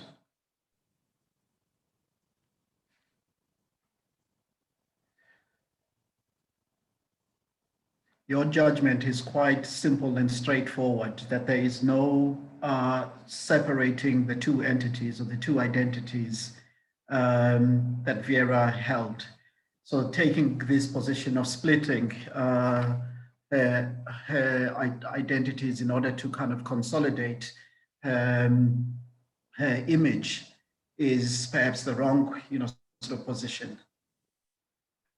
Well, I suppose what I'm saying is slightly, can I put it this way? I'm not saying that you reject all her work, not at all. That would be seemingly problematic. It is, however, to say that one needs to look at her with a very critical lens.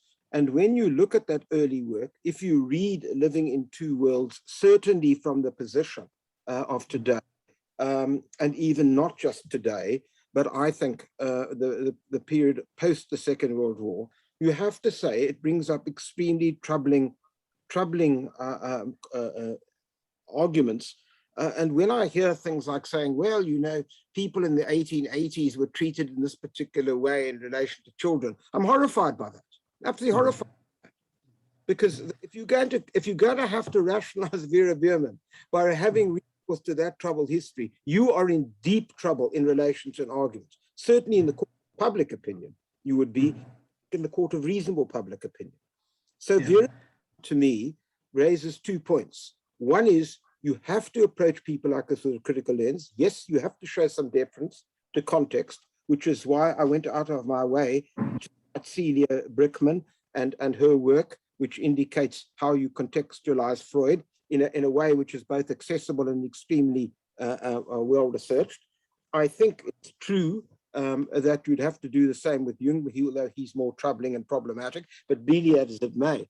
But when it comes to someone like Vera Beerman, when you've got people like Lothar Nietler who emerged out of that enterprise, you've really got to say, I'm sorry, how are we going to get into the 21st century and build a non-racial, non-sexist society in which, Pico, you and I can embrace each other with a level of confidence that we've actually at least talking broadly the same history, if we're going to stoop to such a level of rationalization? I'm sorry, the reason I say this as stridently and therefore reluctantly stridently as I do is because we are in such terrible trouble in South Africa in relation to construction of a new nation.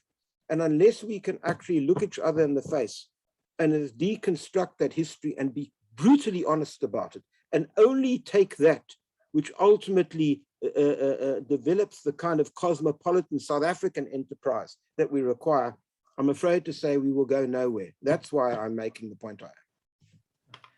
Tinashe, we'll quickly take your question. Please keep it brief.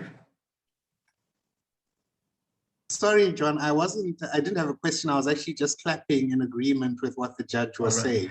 I think he touched on all the salient points. All right, thank you very much. I'm very grateful to you. Thank you. You made my day. Yeah, thank you very much for that valuable contribution. We'll move on to our next panel member, Professor Stephen Robbins. Thank you very much. Greetings from Berlin. And I found this an extraordinary discussion. Thank you, Renee, Wendy, and John for putting this together. It's absolutely important, and thanks very much for all the participants in this. It's very hard to come after Judge Dennis Davis. It's really an impossible task. He has a way of clarifying the argument that is extremely impressive, and I will try and just get my argument across as quickly as possible. So I'm interested in approaching this from a personal, disciplinary, and perhaps a political perspective. And it's in relation to the question of racial science, which seems to haunt us still. And it definitely seems to haunt this debate about the Vera Beerman story. The fact that racial science ideas seem to animate this project of adopting these SS orphans. So I'm interested in racial science as a global traveling theory. It wasn't an invention of German science. In fact, you can go back to the mid-19th century, to Francis Galton, to Karl Pearson, and numerous others. This was a cosmopolitan global science from the mid-19th century into the early 20th century. And it was shared across the political spectrum from the left to the right. It was a cutting-edge science all over the world. The Nazis took it in a direction that was unprecedented. But if you think about some of the sort of 1920s eugenics research institutes in Germany. Some of them were funded by US institutes such as the Carnegie Foundation and the Rockefeller Foundation. So that's, I think, very important to remember. It's a traveling science, a global science, and my own discipline of anthropology was caught up in it. And I would like to just give you a very quick trajectory of my own engagement with this discipline that was caught up in racial science. So by the time I arrived at the University of Cape Town Anthropology Department, there was within the department strong interest in Marxism. And I took to that. And it was a kind of Marxism that seemed to imply that ethnicity, culture, and religion were superstructural epiphenomena, and really there was a kind of almost class or material essentialism to it. It privileged the economic base, and in the context of apartheid, where there was a divide and rule process around the manipulation of culture, it was an anti-culture intellectual project, you could say. And therefore it was quite crude in its approach, perhaps. And I'm not talking about Marxism generally, but my own engagement. So definitely it was anti-othering, anti-cultural essentialism. And then I did a PhD at Columbia University, which had been founded by Franz Boas in the early 20th century. And he had contested eugenics in the early 20th century. And although he was very persuasive, he established American cultural anthropology, politically he lost the war there, because by the 1920s, eugenics scientists and activists were lobbying Congress for the US Immigration Restriction Act, which produced quotas to prevent East Europeans who were regarded as inferior from getting to the United States. So, and I got particularly interested in this aspect of eugenics because my own family were trapped in Berlin at that time. And in the 2012, a family member discovered letters, and those letters revealed this wave of racial laws that were being introduced from 33 to 45. The letters only went to 43 when they were deported. But the point was, these racial laws slowly and systematically stripped Jews down in terms of livelihood, in terms of dignity, in terms of professions, in terms of every aspect of their lives. And I was researching eugenics and came across Eugen Fischer again, who's a key figure, did his research in German Southwest Africa in 1908, the year after the Herero Nama genocide. And it essentially became, he wrote his monograph in 1913, went back to Berlin, established the Kaiser Wilhelm Institute for Anthropology, Human Hereditary and Eugenics, became a key figure in the Nazi state apparatus in relation to the classification of Jews, Roma, Sinti, and so forth. So currently in Germany, there's a massive debate called the continuity thesis about the relationship of the colonies to Nazism. And it's quite clear when you look closely at the history of racial science that it traveled. It traveled through people like Eugen Fischer, who did their path-breaking work in German Southwest Africa, in the colonies, and those ideas boomeranged back to Europe and impacted on, Jews, including my family in Berlin. And so what I've discovered there is in Germany, there's been tremendous interrogation of the discipline. So you could read the work of Hans Walter Schmoll, who has gone directly into the history of Fischer's Institute in Berlin, traced its roots in terms of the traveling ideas from the colonies to Germany. This was a global science. Fischer's Institute was indeed funded by top US institutions. US, in a way, were leaders in the field in the 1920s, and Fischer and his associates really took the baton from then on. What is what was also particularly important for me as I was doing this research, we discovered these objects of Eugen Fischer's. So these were hair and color, hair and eye color tables for measuring and classifying human beings along eugenics lines. And Dr. Henry Walters discovered this in 2013, and just before she discovered it, I'd filmed identical objects in the Max Planck Institute archives in Berlin. So in a way, one could see how the science of eugenics was traveling from Rehoboth in German Southwest Africa, with the Rehoboth buses were studied as a mixed race people. It was applied to Jews as a mixed race. And these forms of eugenics were also taught in the first part of the 20th century and after. And that's the point. In the 1960s, this science was also taught there. And the find or the discovery by Dr. Walters of these objects triggered a project that the late Professor Russell Botman had supported called Index in the Human, which took place within our department. And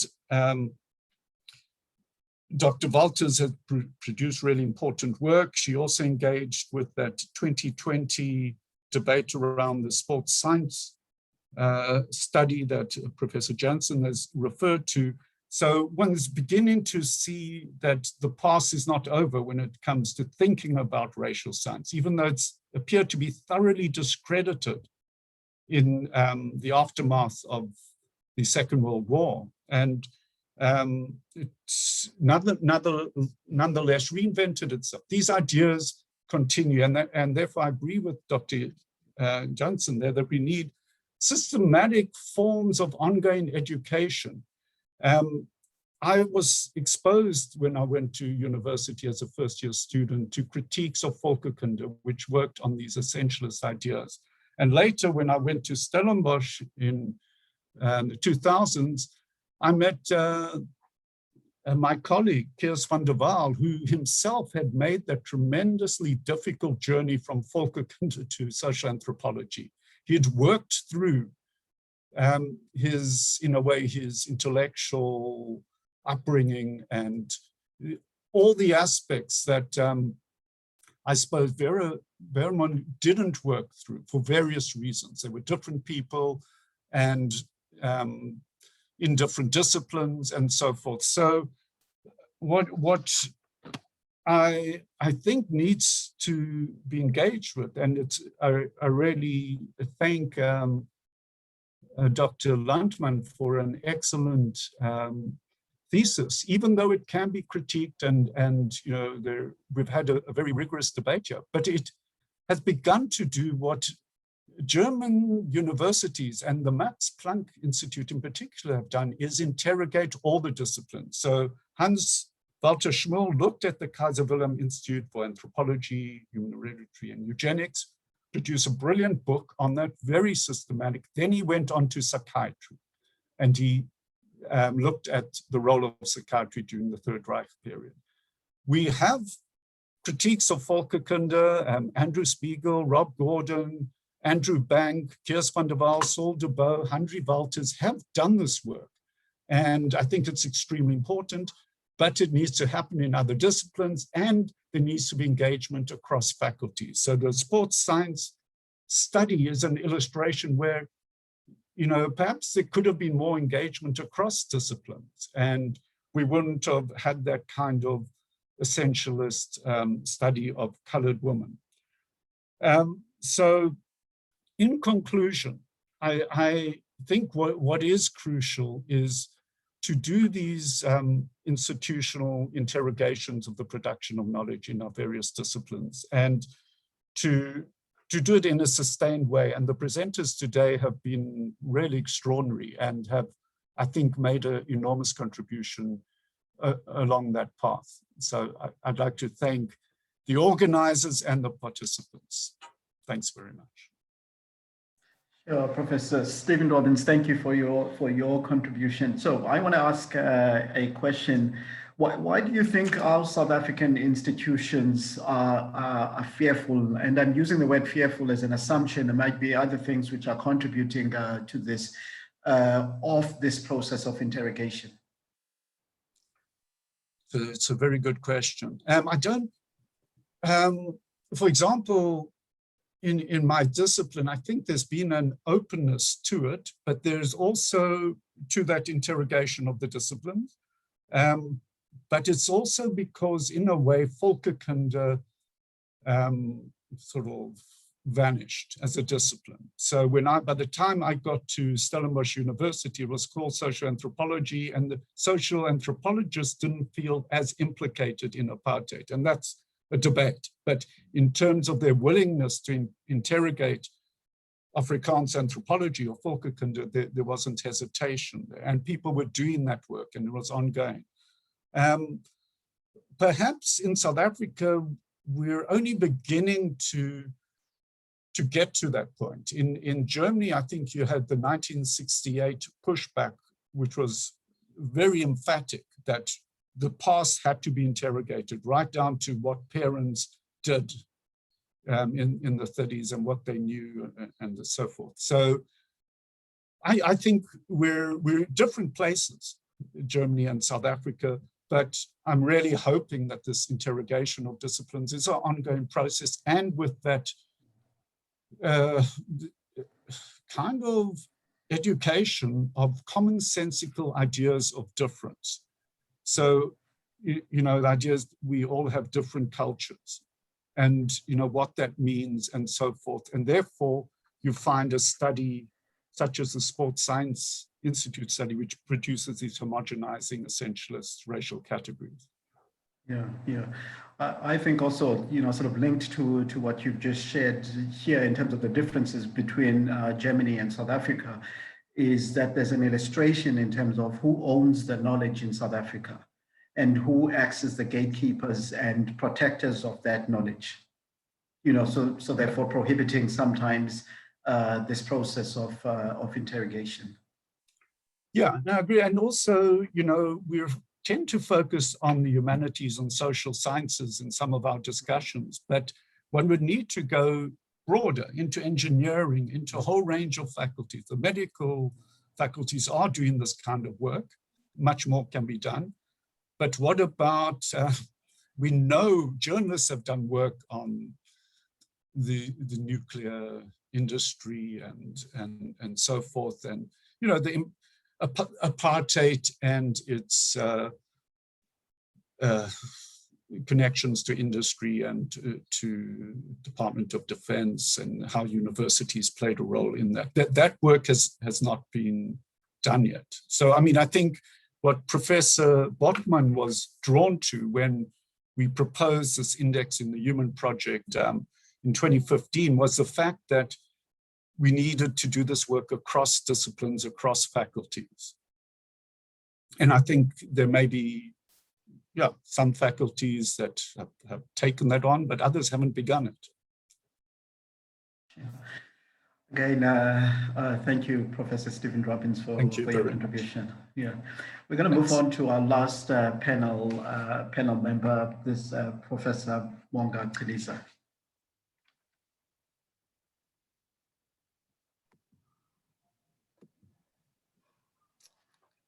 Thank you so much, Pico, and thank you so much, colleagues, for inviting me. Greetings from Durban. I'm going to shift gears a little bit and talk a little bit about some of the studies that we've done with colleagues in the Cape around the issues of students and how they felt, whether they felt that they belonged or not at our universities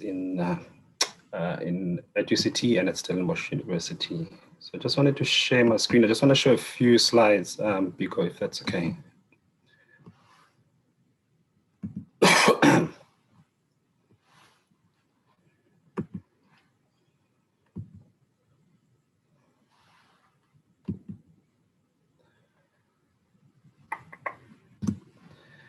So my thoughts are really starting from here. So as a young specialist, I moved to Stellenbosch University to do a PhD in psychiatry, and I was struggling. And we found other medical specialists that were also struggling in doing their PhDs and also working at the same time in other disciplines at UCT and in Stellenbosch. And we formed an organization called Harambee, which is a Swahili word for pulling together. And what we're really trying to do is speak to about how it is that we can promote academic excellence amongst medical specialists in our country. What we're largely trying to do is help each other navigate the difficulties of doing a PhD at UCT and Stellenbosch with colleagues that come from a medical background, which, as you know, we spend a lot of time and energy learning how to practice medicine and very little on how to write. And so we had many amazing evenings where we got together to listen to Black specialists who have made it. And so people like Professor Bongani Mayosis of this world, Jimmy Volmink from Stellenbosch University, and others who have really been able to produce Black excellent science. And these were obviously really heartwarming, and we had fantastic discussions with people that were in dermatology and cardiothoracic surgery, infectious diseases, etc., who were all pursuing their PhDs. And we invited along our registrars to come and listen to this and learn a little bit about how to navigate the journey of academia. And some of the discussions became quite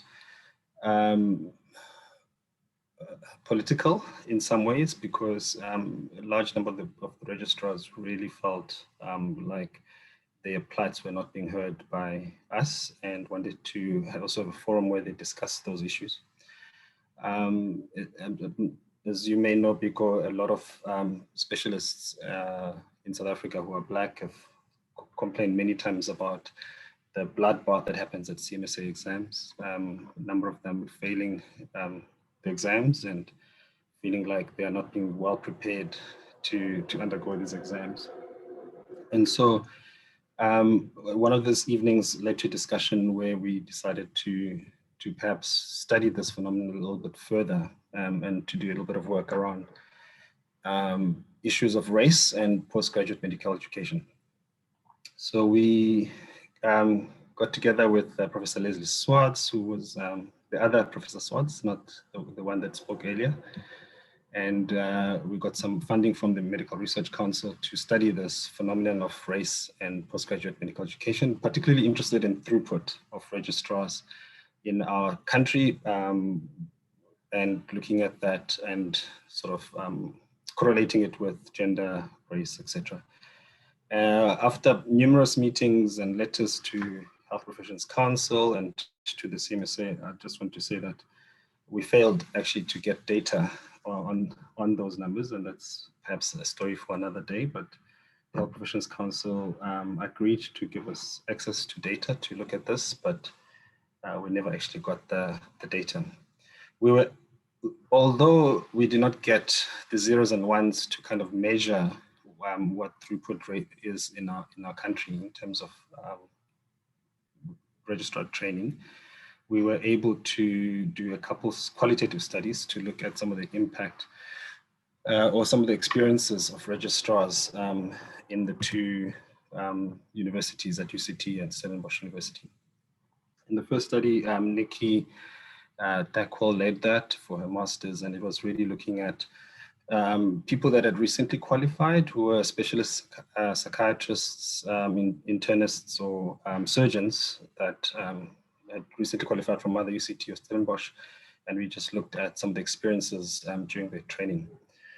One of the stories that really stood out from this thesis was, which I think has become a little bit public, was a wonderful example of some of the stories that are happening at UCT, was in cardiothoracic surgery, where one of the cardiothoracic surgeons told us about an experience of gatekeeping when it comes to access to certain procedures in cardiothoracic surgery. So I think you may know this, but there are procedures in cardiothoracic surgery that happen that are particularly difficult than others. And so as a junior registrar, you get access to the slate to do certain procedures that are quite simple and obvious.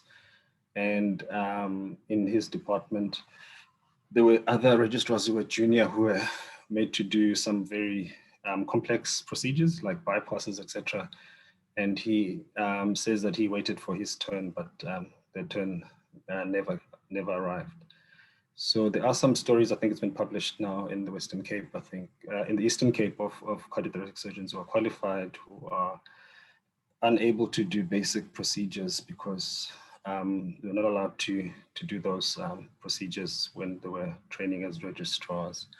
So obviously this means that the specialists will then have to look for extra training and get mentors in the private sector to help them do those so-called complicated procedures.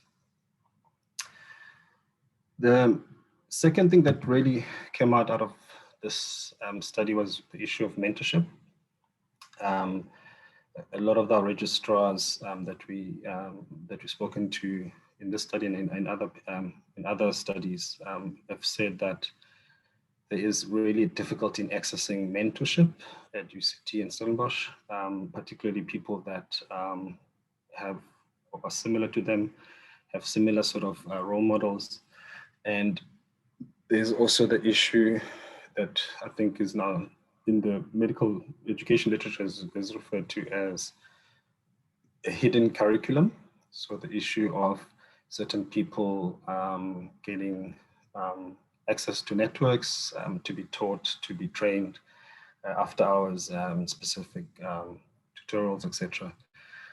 And which of course then talks about the difficulty in accessing and getting those into those after hours tutorials. Lastly, I wanted to say that then Dr. Lunga Shabalala, she then did a PhD by looking at current registrars that were in UCT and Stellenbosch who were training Black registrars. And she interviewed some of them and also did some group stuff to look at some of the results that are coming out of the study. And this happened just before Fees Must Fall. And the Fees Must Fall things, I think, happened as she was writing up her work and her thesis. But the registrars mostly spoke a lot about their struggles as undergraduate medical students at the different institutions that they came from. But also they spoke a lot about issues of mentorship, issues of access to colleagues that will hold their hands and train them up as well as possible. So Lunga's work is available as a thesis at Stellenbosch University's library at the moment, but she's busy trying to write up some of these publications. We deliberately used race trouble as a lens from Kevin Durham's work, Professor of Psychology at UKZN, to try and make sense of some of these experiences that the registrars were speaking about. So those were just because some of the thoughts that I wanted to talk about the registrars and the current experiences at UCT and Stellenbosch.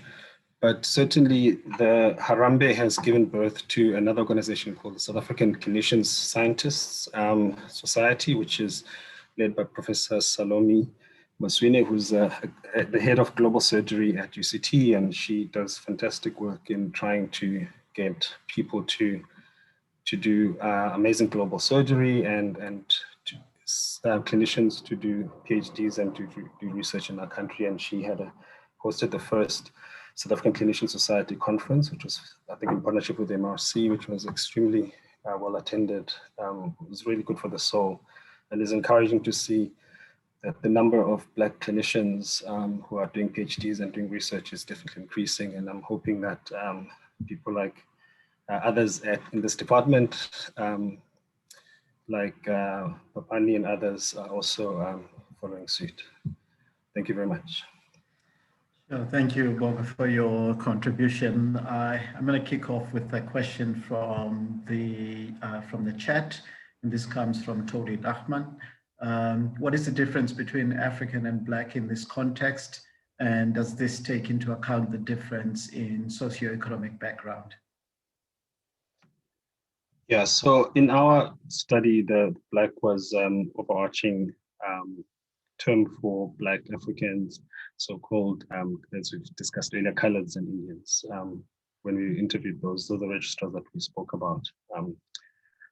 So there are studies that have looked at experiences of registrars from a lens of where they're coming from high school. So I know that in the pathology labs, there's one study, for example, that looked at how registrars are engaging with the program depending on where they come from. And that study showed that it is about perhaps about education or so-called levels of the high school that you come from. And so people that came from the poorer schools or less resource schools in South Africa tend to engage less with the program and really struggle. So there's some work that has looked at that, but our study was obviously focusing on experiences of people from the race angle or the race lens. Could you just briefly share where Harambee is at the moment in terms of the work that you guys are doing? So at the moment, we are focusing on, as I said, on this new clinicians scientists organization. So a lot of us are members of that, and we're continuing with that. I think after the Fees Must Fall movement, a lot of the members of Harambee, the directors of Harambee, were kind of joined in and tried to help some of the UCT's response to that. So they helped Bongani at the time. People like Professor Muloyiwa, Rutsani, and others were involved in that. And at the moment, we felt that perhaps putting our weight in that society is probably the best way to try and encourage academic excellence going forward. Sure, thank you, Bonga. I see there's no more questions in the chat. I don't, maybe give it 20 seconds if anybody wants to pose any closing questions to Bonga or any of our other panelists.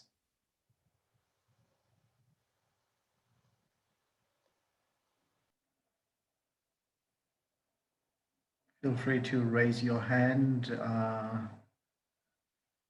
if you want to offer your questions verbally as well. Yes, Simpiwe.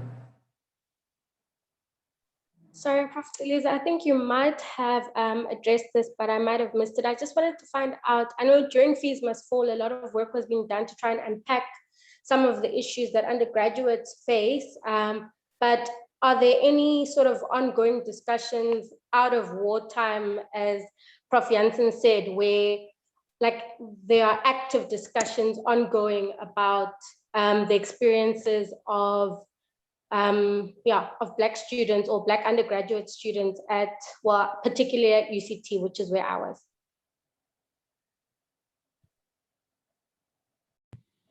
Thanks, Mpiwe. We, at the moment, I'm not aware of those studies. My understanding is that there's some work that's being done around registrar throughput. I see now that the Health Professions Council is able to get data out, and so people are publishing on some of the throughput results and the number of specialists in different fields that have different colors. I know that a number of people did write about the Fees Must Fall protests soon after that, and there is a number of people that have done amazing books that one can read about those experiences at the time. but I'm not aware if there's any, at the moment, any ongoing sort of projects to try and look at that.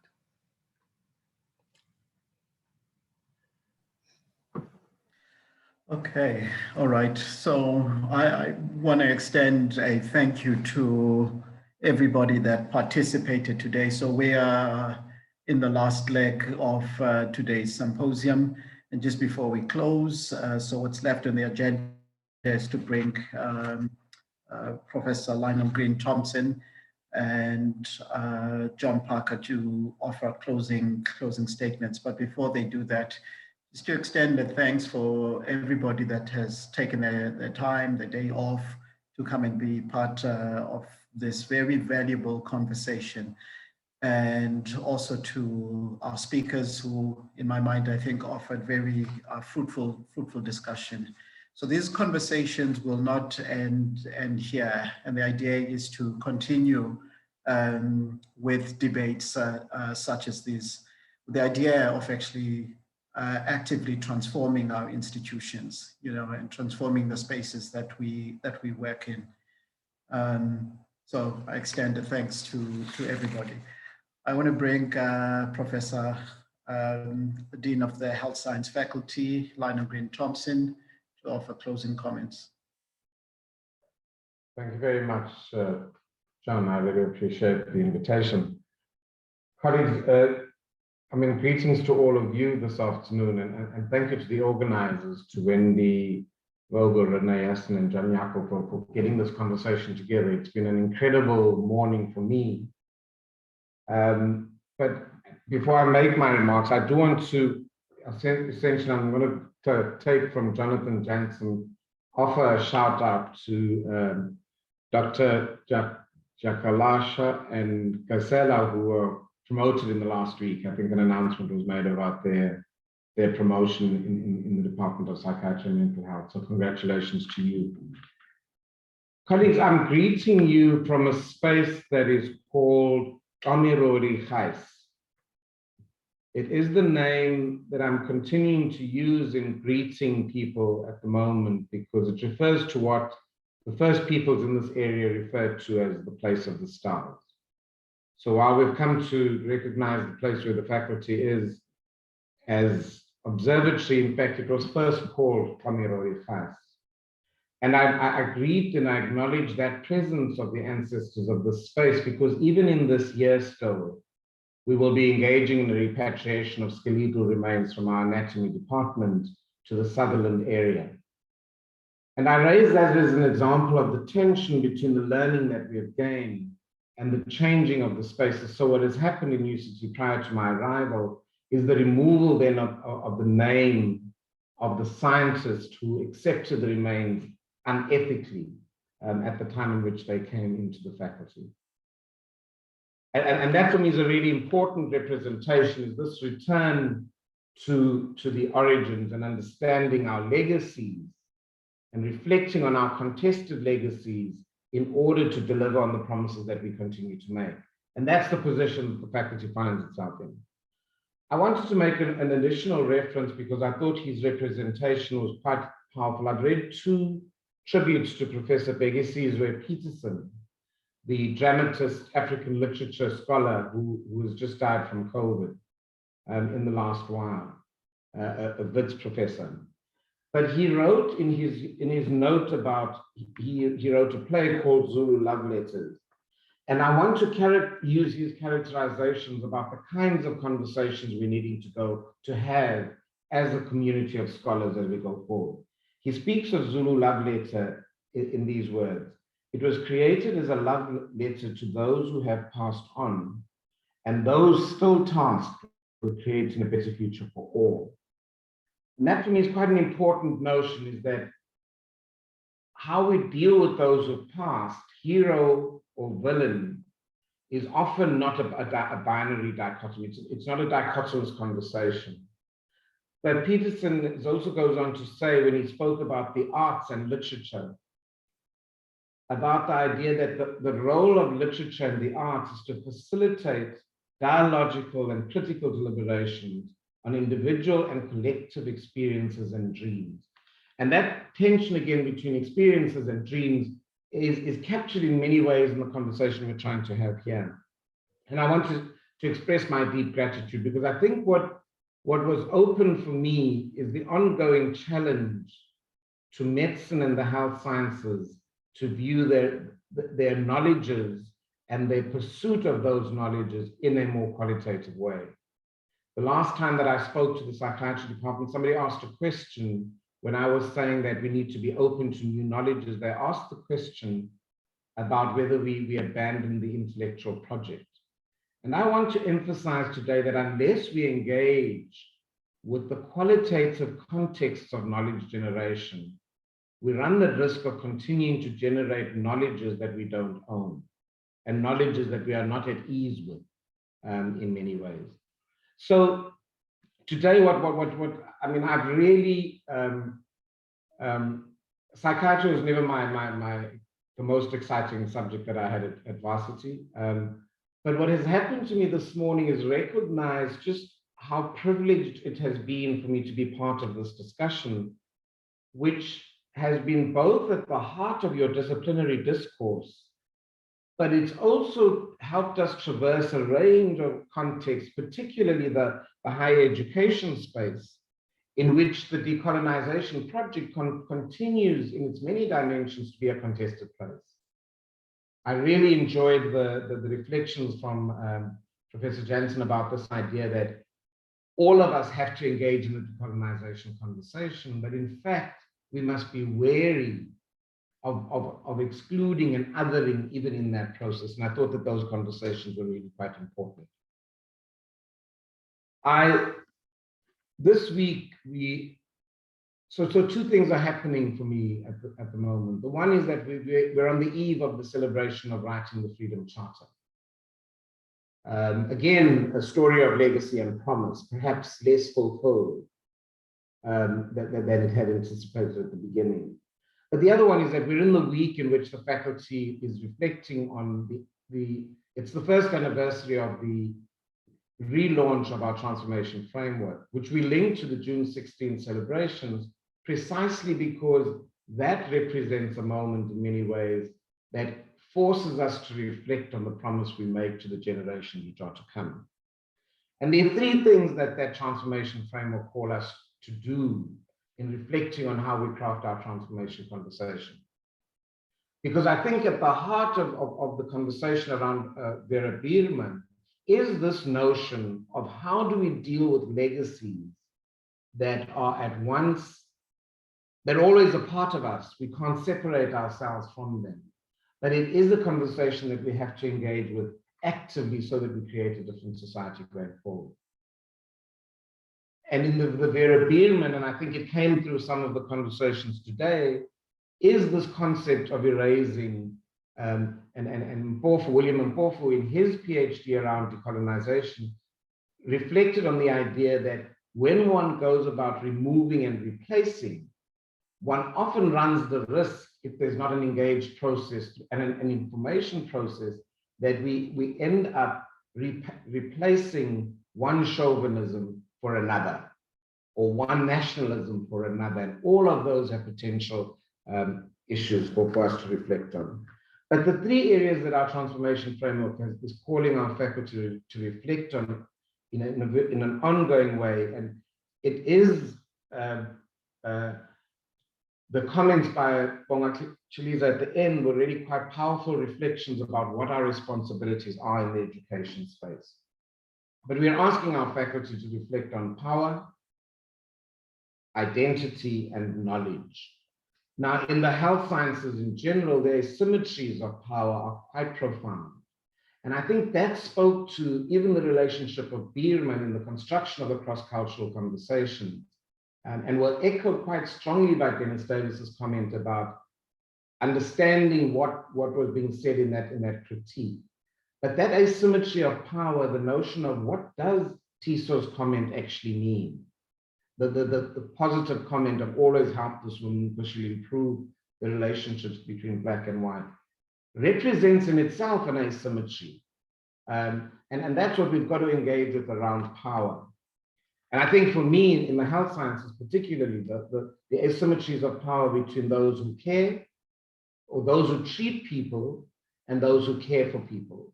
I think they're often representations that we need to deal with there. Because what I sense from the legacy of Bierman is this notion of appearing to care deeply for the children in the services that she developed, but to what extent is that also in tension with the other parts of her history? The question of identity is important because I think that's some of the work that is coming out from the experiences of different registrars on platforms, is that their own identity is not recognized. And for me, it is about how do we, the identity issues become, how do we make an identity of the space that we occupy as a faculty? The conversation about SMUTS and the removal of the name SMUTS, I think that's going to be an area we talk about for a long time here at UCT as we go through that process. I want to also perhaps at this question of identity just reflect and recognize the deep suffering that the children must have experienced in that Kinderfonds experience. The dislocation, the separation. And I think I want us just to take a moment to value their experience as part of the story we always need to tell. Recognizing that whatever people thought at that time, whether it was from a point of care or not, there is a deep suffering that those kids experienced in the separation from the place that they were in. And then I want to talk a little bit, and just before I go from the identity idea, I think that in our institutions of higher learning, we've got to accept the multiple identities of our legacies. And we've got to ensure that we create the open spaces for the conversation to happen. I'm really, really quite sad about the comments in the chat about how do we create safe spaces in which people can express themselves fully. The notion that people may be afraid for saying something because they're afraid of being regarded as racist. Similarly, the withholding of commentary because people are worried that they may offend. And I think it is a thing, and that's what I've really enjoyed about today, is that it has really recreated for me the sense of university, the sense that this is a place of ideas. This is the place to be contesting those ideas, our variable ideas. And then I want to pick up the comment around knowledge. I'm increasingly speaking in the faculty about the fact that we've got to recognize the knowledges that our young people come into the faculty with. Because if one looks at the transformation learning, the transformation pedagogies in terms of that identity, trying to shift the fact that we teach people to learn to be like us rather than teaching them to deal with a future which is going to be far more complex as time goes on. But I think the idea of acknowledging other people's knowledge is going to be a really important thing. And I must say today, listening to the two positions on the relationship with the traditional healers that Bierman had, I'm still not sure what that relationship is. So I'll return to the documents that people referred to and how we engage with that. I really appreciated the reflections on memory from Wabi Long. I thought that those were really challenging notions of how we remember things, because I think it is important. And then perhaps the thing I will take away from today into the conversations in the faculty is the things we are liable to inherit. And it came through so many of the presentations today, is that we can't wish our ancestors away. And Vera Bierman remains an ancestor that's integrally woven into the fabric of our university. The issue is, or her story is a thread within the fabric that is our university and our faculty particularly. The question is, do we unpick the thread that she is, or do we speak to its history and how it teaches us lessons of how we recreate a society that is completely different? I want to close by saying that we're committed to a journey, an ongoing journey in the faculty of continually renewing this idea that we have legacies, multiple of them, often contested, And we need to keep ourselves reminded. One of the other legacies that we will have to reflect on quite powerfully is that of Chris Barner, who it'll be, I think his 100th birthday next year, it will be the celebration. Another legacy that we will have to engage with in its multidimensional perspectives. But I really want to say that as a faculty, we continue to renew our promise. We continue to take on the conversations, and this particular conversation is one we probably will have for some time to come. But I want to just close by thanking the organizers of today. Thank you for including me in this conversation. And thank you to the speakers who delivered us much food for thought and things that will occupy me certainly for the better part of the weekend. Thank you, John. Thank you, Professor Green Thompson. I want to bring John Parker, who is the head of the Departmental Transformation Committee, just to give us any closing words. Thank you, Pico. So, on behalf of the Transformation Committee of the UCT Department of Psychiatry and Mental Health, first of all, a huge thank you to all our speakers. I'm sure, like me, everyone attending has learned an enormous amount, and as importantly, has been stirred deeply on an emotional level. But I think even more importantly, I'd like to especially thank the conveners of this symposium, Pico, John Jaco, Wendy Vogel, and René Nassen, for the enormous courage and emotional maturity it took to take on this very difficult information they uncovered, and to avoid the temptation either to bury it or to resort to some kind of simplistic solution driven by the absolutely understandable anger and hurt that arose. But rather they chose to take the difficult road of engagement. And I think this was speaks to what we try to do as mental health professionals. When we try to help someone in crisis, we know that the answer is not to provide some inevitably trite solution, but rather to provide a holding function that our patients, so that our patients and clients are themselves empowered to move forward and confront what they are facing. And similarly, this is what I think we've been doing today, learning to hold ourselves in this very difficult awareness so that we can be better empowered to deal with the issues we confront today.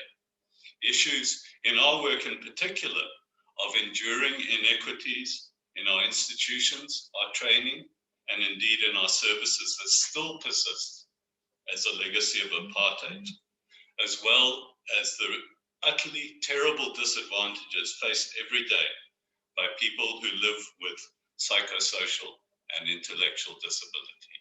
Thank you very much.